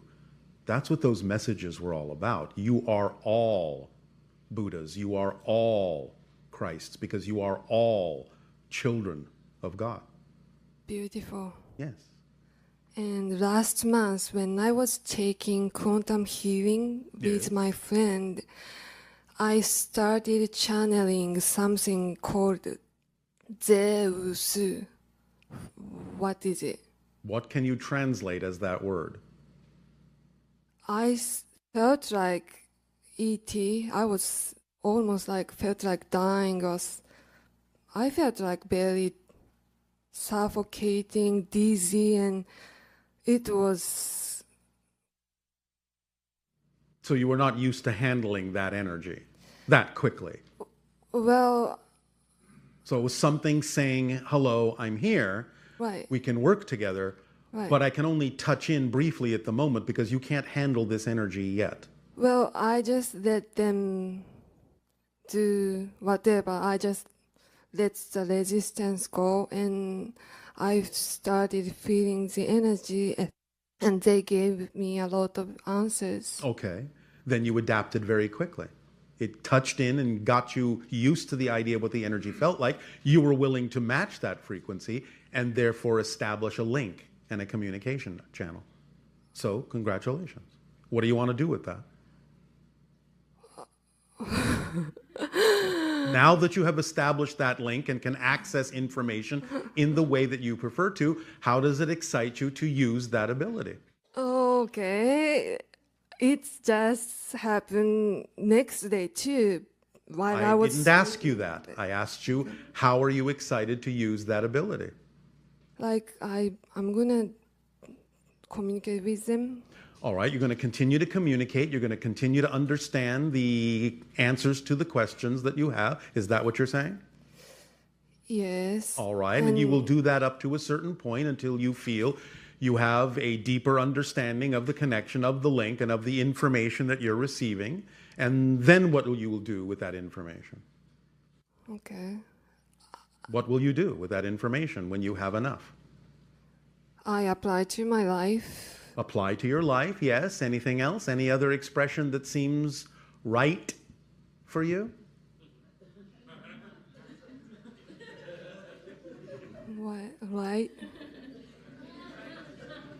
What? Highest excitement? What? Right. Right. For you? Oh, right. Right. Right. For you? Yeah. Yes, it is. Are you excited to be writing? Yes. Oh, you sound so excited. Lighting? Lighting. Well, you're not there yet. That's all right. But that may be where it's leading, that you can then bring through information, writing it down in a kind of automatic way, or creating the ideas, penning them down in that way, and going from there. Yes? Who are they? I'm not telling you that. Okay. But they are, for now, the idea of the muse, inspiration, linking, creating a bridge and a connection for your own higher self to bring through more information in a way that's right for you. Yes? Yes. Sounds very exciting. It is. Keep going. It will get even more exciting. Thank you. And another thing is, since last year, I'm working on my self-esteem, self-image. Yes. And so I Yes. write something like whenever I feel something negative, I write it down and then let it go. Oh, you write it down and let it go. Let it go. I feel Writing is already working for you. Yes, it works. All right. Well, congratulations. It really works. And all right. That's your permission slip. That's what gives your belief system the permission to let go of beliefs that don't work for you. Everyone has a different permission slip. So every moment I'm brand new. Repeat that. Every moment I'm a new person. You are new every moment, yes.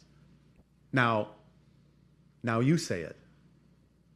Every moment I am new. Every moment I'm new.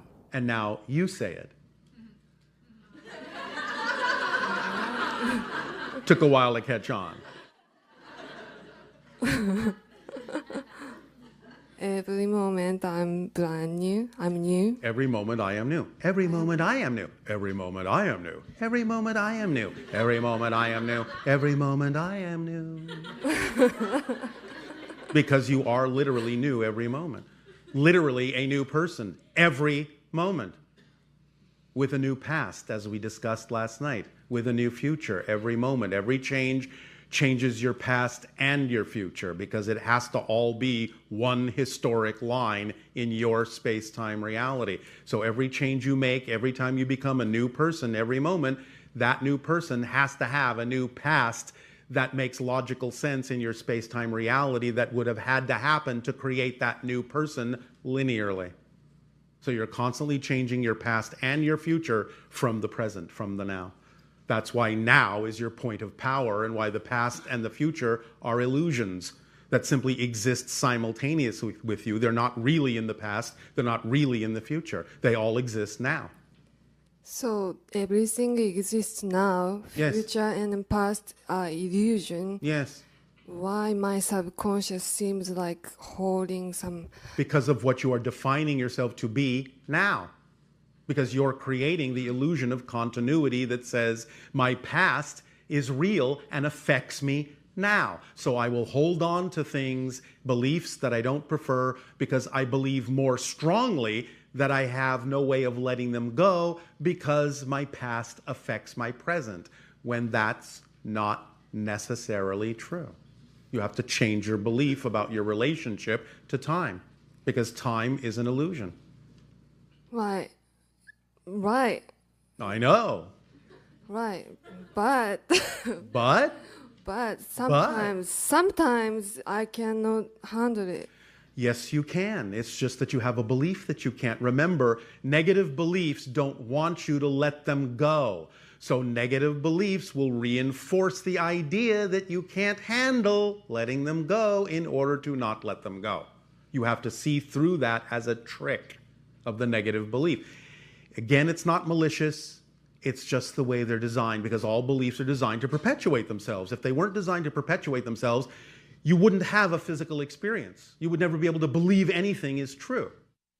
But you have to understand that the negative beliefs will use all sorts of other negative aspects in order to get you to not let them go, to perpetuate themselves. In other words, positive beliefs are telling you what's true about you. Negative beliefs are telling you what's not true about you. So they have to work harder to get you to believe what's not true. And they will do that by using such things as fear, or the belief that you can't handle something, or many other devices. But you have to understand that's just what they do, so you won't let them go. The fear, when it grows, the more fearful you become. That tells you that the negative belief has to work that much harder, because it realizes you're getting close to letting it go. So the more afraid you are, the closer you are to letting the fear go. That's the trick. You have to see through that and just keep going. Okay. Yes? Yes. Does this help? Yes. All right. Yes. That's enough for now. Okay. Thank you. My friend. That's enough for now. Thank you. My friend. That's enough for now. Thank you. Thank you.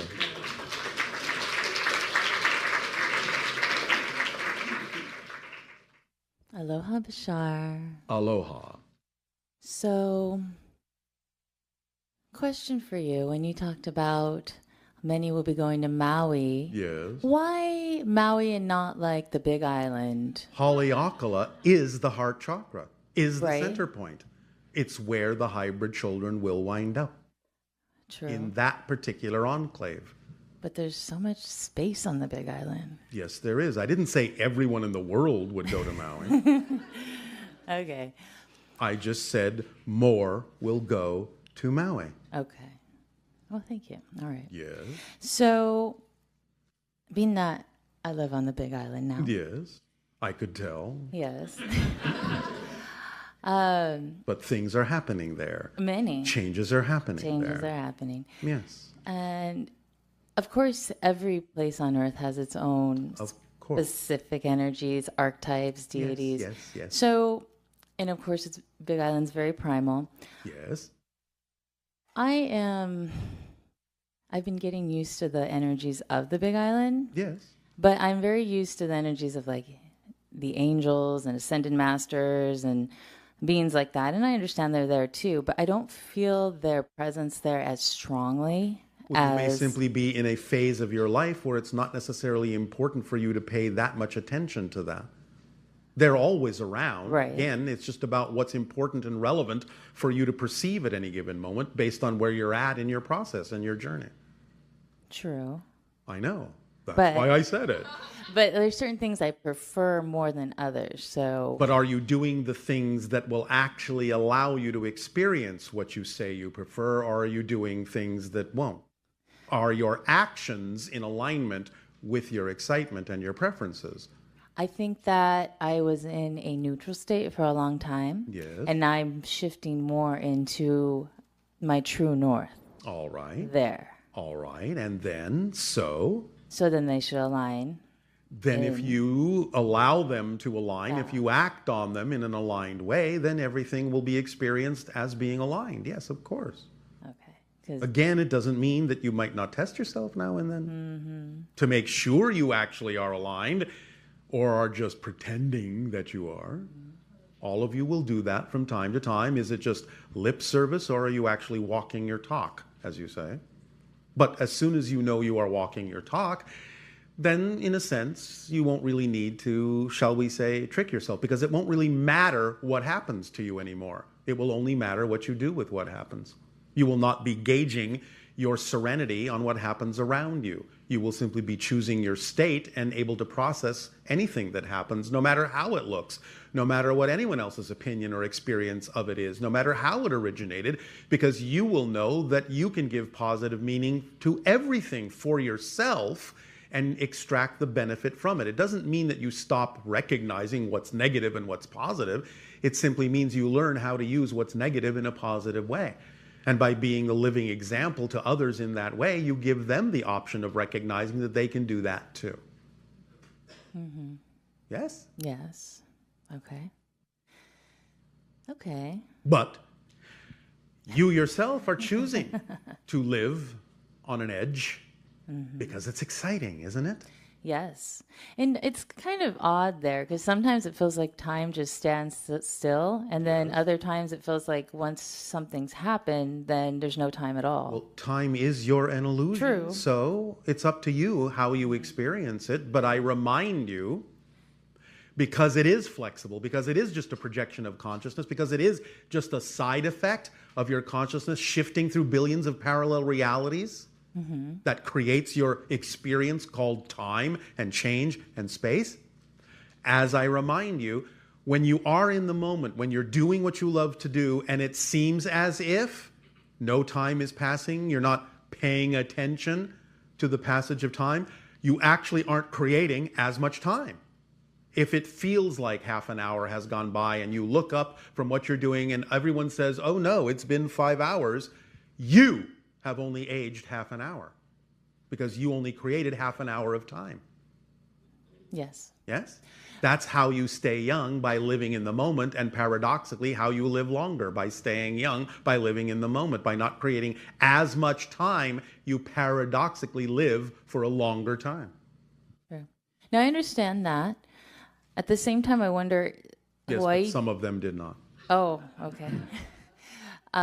Geologically, though, places on Earth, are there some places where time, in quotations, may move slower or quicker, Yes. quicker, Yes. just because of its Displacement. Yes. Okay. And because of the collective consciousness in that area.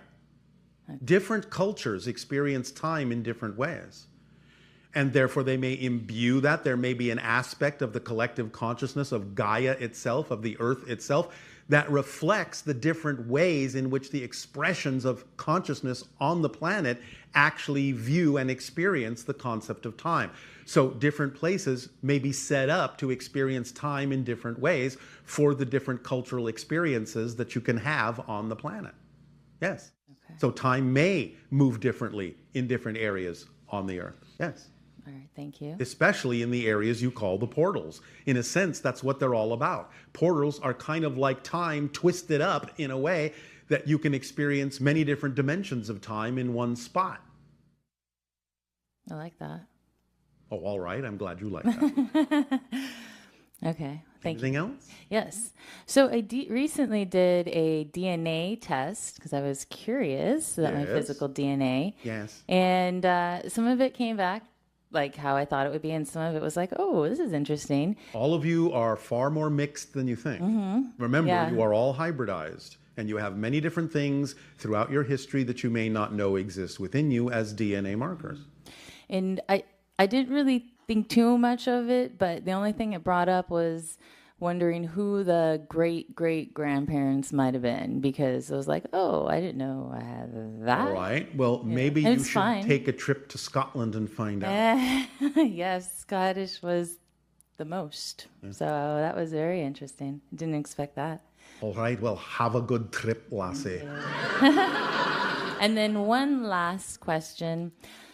Throughout the ages, the rose has been a symbol of many things to Yes, it people. has. And it just seems like it's such a special thing. And I was wondering if you could talk about the vibration of it and why. Again, it's a big subject. However, you are making energetic connections from your present to other simultaneous existences that have a lot to do with that, such as organizations called the Rosicrucians. Yes?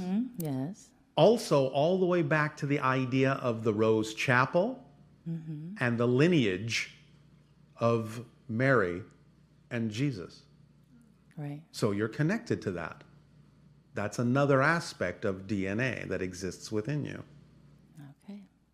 You may wish to investigate that a little bit. Okay.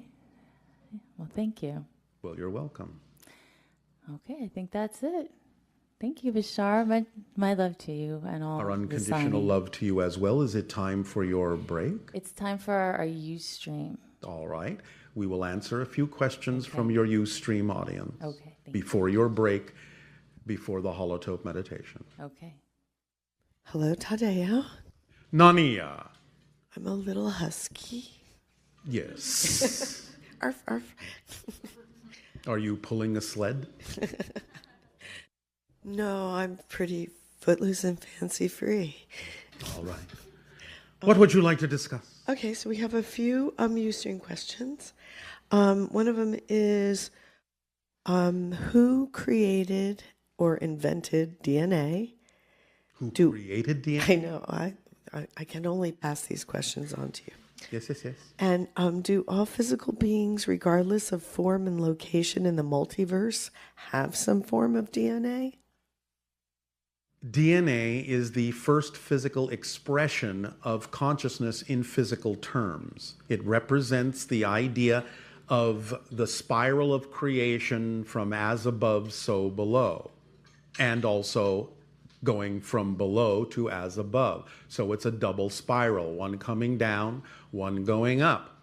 That's simply the way the idea expresses itself in physical terms first. So you are all first and foremost actually DNA beings, and then the DNA attaches to itself other cellular structures in a sense like a suit, that it can then have mobility and senses and perceptions within the idea that create personality so you can have physical experiences.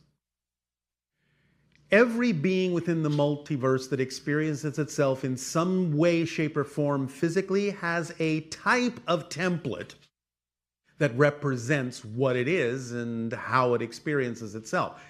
It's not exactly always what you recognize as DNA, so we'll just use the more generalized term. There is always an energy template that exists that lays down the parameters for how the consciousness crystallizes itself in physical terms. If you want to call it DNA, you can, but it, in some cases, is nothing like what you understand DNA to be. However, you will still always find, this is what we have always found in our investigation with the hundreds of civilizations we have encountered that are physical, you will always find some expression of the spiral in there, even if it's not exactly the idea of chromosomes in the way you understand DNA.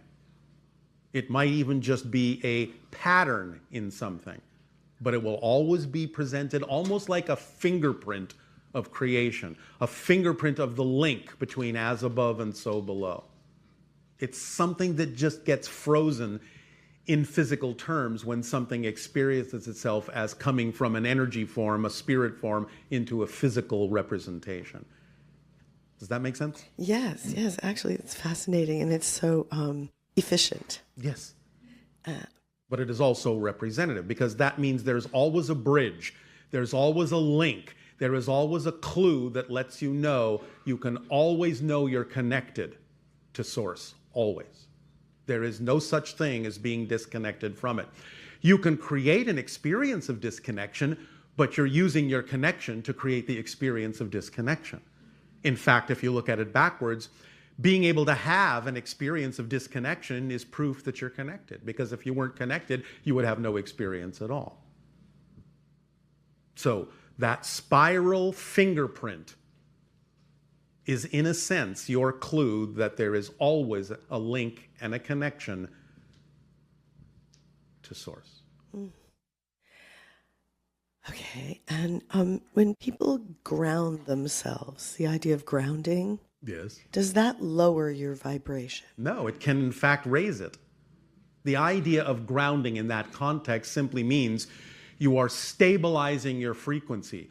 You are honing your frequency to something that is already an expression of your natural self.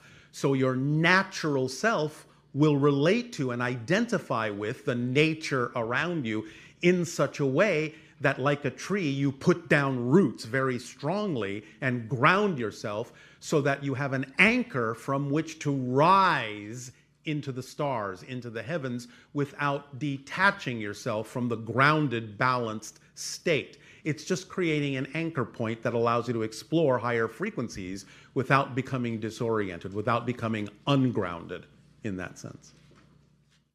That's very helpful. And then lastly, one of the questions was about the hybrid children. Yes. And people would like to be able to visit those enclaves where they'll be staying, or they are staying. Yes, well, some people will in the future. So they probably want to know, maybe, you know, what are their chances of getting to interact with the children when they're in the enclaves?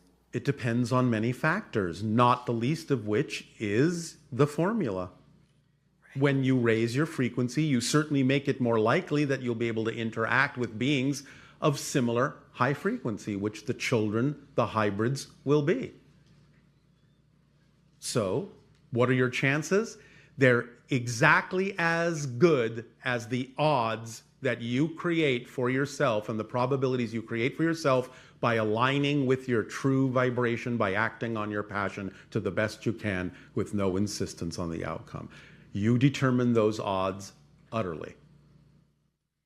You say that so well. Oh, well, thank you. So we have a little surprise for you. Yes. First of all, Sambasi is going to come up here, and she wants to ask you some questions for herself, and then she has something to give you from all of us. Oh, all okay? Right. Yes. Hello, Bashar. And good day to you. I have a hybrid friend. Yes. And her name is Ethiopia. Yes. She is a shapeshifter. Yes. She can turn into a deer and a fox, and she is also a girl. Although remember, that's the effect, but the idea is that she is using parallel realities to create that presentation of herself. Yes? Yes. All right. So, my mommy was meditating and connecting to a deer image. Yes. She opened her eyes and she saw a deer outside the house. Who or what was that? Didn't you just say it was Ethiopia? I didn't. But you did, because you said Ethiopia can present herself as a deer. So why wouldn't it be Ethiopia? Good point. Thank you. We sometimes make them. So, Yes? I enjoy playing with water, and Yes. sometimes I feel like I can move it with my mind. Yes. Well, it's highly possible since you're inventing the water with your consciousness anyway. When there is no difference between you and the water, it will move. Just like you move yourself. You do know that you are mostly made of water, yes? Yes. Well, you move yourself, don't you? Yes. Just because you think the water is separate from you is the only reason that most people can't move it. When you understand that there is no separation, it's just a different expression and a different reflection of you, it will move as you move. It will flow with you. Interesting. Yes, it is. And? One more? Yes. I would just like to say thank you, Bashar, for your love and encouraging us to use the formula. We would like to give you flowers, and by the way, you are a very good father to your children, and we all love you. Happy Father's Day, Bashar. Thank you.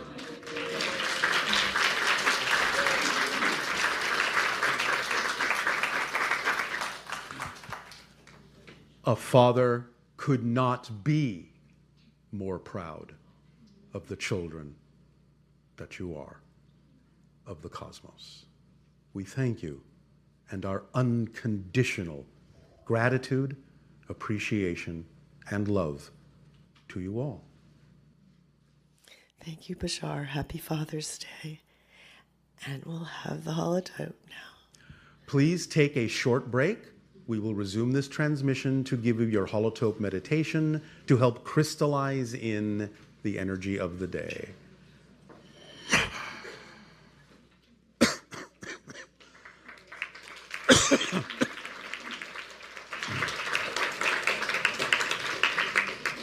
How's it going?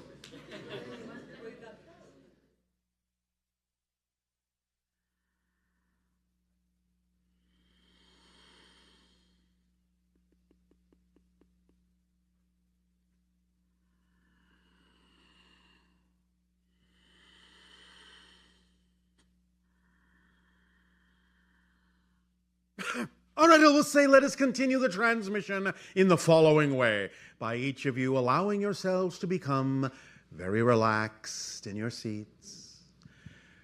Begin to simply breathe gently and easily. Allow yourselves to let go of the cares of the day. Let them all just melt away. And continue to breathe gently, softly. Let your body relax. And as your music plays and your lights begin to dance, allow yourselves to focus on the holotope before you. And consider it to be a timetable, a calendar of crisscrossing parallel events, all existing in the now. Allow yourself to simply let the play of light into your eyes,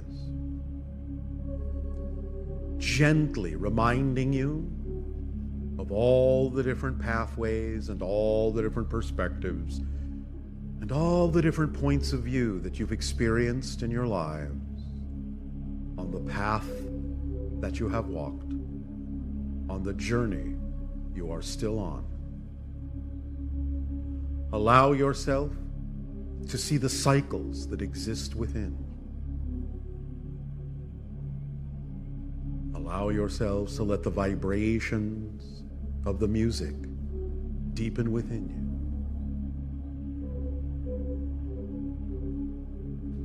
As you drift in this dream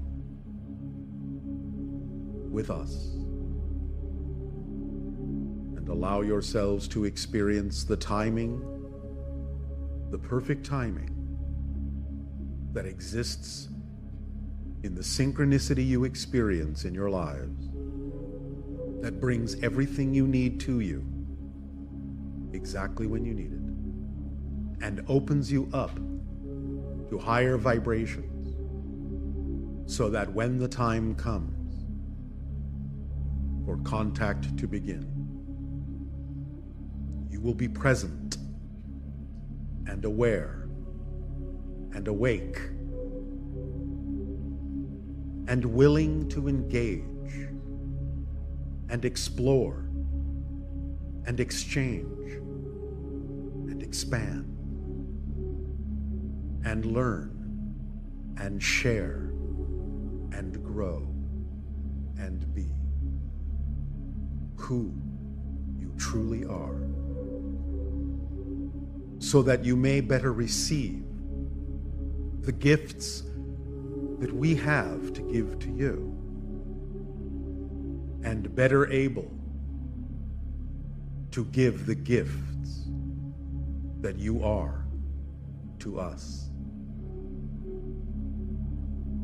so that we may interact as a family and grow together on your world, on our world, and in the many worlds of the cosmos that are your neighbors, that you have yet to meet, but with whom one day you will become very familiar, sharing experiences, sharing life,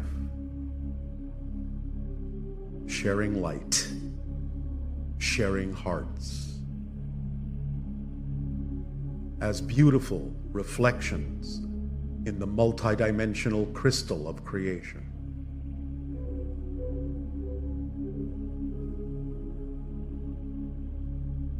We honor you, we cherish you, in gratitude and appreciation for you and your unique experience and expression of Earth, that we may then be able to welcome into our alliance among the stars, so that we may play together, grow together, explore together, become more and more of who we are together, as aspects of the One that we see reflected in your eyes as you see those reflections in ours. We support you unconditionally. Your path is your own. Your choices are your own. Your experiences are your own. Cherish them. Value them. They are unique expressions of creation. You are a garden of flowers, opening to the light of the sun, the everlasting and eternal light of all that is, so that you may reach out as the lines on the holotope reach out and interconnect, forming a net and a web of interrelationship, interconnection, for the cosmic family to which you belong, and are now only beginning to become aware of. Our deep appreciation to you that you have opened your doors and sent out an invitation that we may respond to, that we may interact with you, that we may get to know you as you get to know yourselves. so that one day you may see yourselves as we see you, as fully dimensional beings of light and love and promise and passion and joy and creativity, the masters of limitation, experiencing the transformation from darkness to light in the most beautifully unique way that enhances and enriches the entirety of creation by your experience of becoming more of who you are, remembering more of who you are, who you were created to be. 2027, 9 years hence. A cycle of 9, a cycle of completion of the second 40 years, so that your civilization may transform. And so that at the end of this cycle of 40 years, you shall no longer be wandering in the desert, but will begin to know your way home and begin to feel the warm greetings and the open arms of the family that is waiting there to greet you among the stars. And so it will begin. Here and there at first, in isolated places, but more and more every day, and you will begin to hear of these things and know of these things through what synchronicity brings you. And more you will begin to realize that others know also what you know, though they may not have spoken of it before. You will find each other in that vibratory reality, that parallel experience, that version of Earth that allows you to experience more and more every day in the years to come, starting now and continuing onward, and having begun before this moment, the path that leads to peace, to joy, to love, and to your true power as an expression of all that is, as a child of existence itself. Breathe in the rarefied air of the beautiful atmosphere of the new realities that await you, of the probabilities that stand before you, of the parallel paths that are spread out before your sight, that allow you to determine, as you increase your discernment every day, which paths are true for you, allowing others to find their own paths in their own time. For there is no hurry, there is no rush. You are eternal and infinite beings who will always exist, for existence is your nature, and you cannot become non-existent. You will change, but you will never cease to exist. You will always be, no matter what form you take, physical, non-physical, higher dimensional, no matter what form you take, you will always be the unique point of view that you are, for that can never die. It is a necessary point of view for all that is to be, all that it is. And without you, it would not be thus. You are necessary, you are worthy, you are valid, you are deserving just by the very fact of your existence, a fact which can never, never, ever go away. Because there is only now, the eternal now, And since you are already in the now, you will always be in the now, for now is all there is.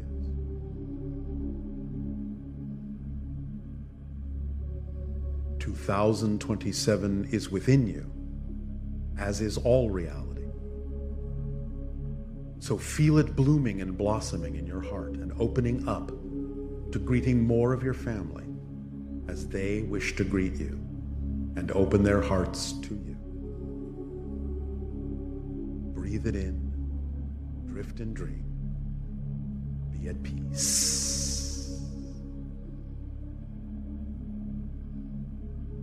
And now simply, as you allow the music to play within you and the lights to find their path within you, allow yourself just to imagine you are standing on the shores of an infinite sea of creation, with wave upon wave upon wave coming to you, bringing you everything you need, for it is the synchronicity sea. And you just absorb the sights, the sounds, the smells, all the sensations of the waves lapping at your feet, bringing you riches and knowledge and beauty and love. So for a few moments, just stand on that shore and hear the waves.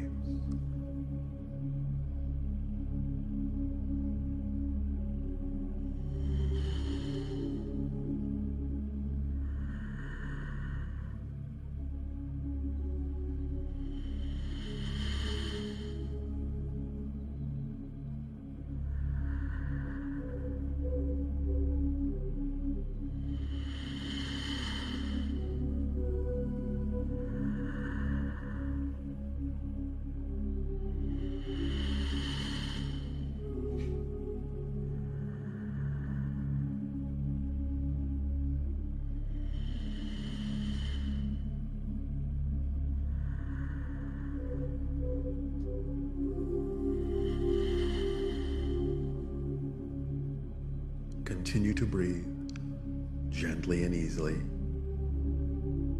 Continue to allow your hearts to beat in the rhythm of creation, of the cosmos. And take with you all the gifts that we have shared with you this day. Make them your own. Use them as you wish. It is your choice. It always has been, and it always will be. You are free to choose who you prefer to be. That is your birthright. That is your essence. And that is your truth.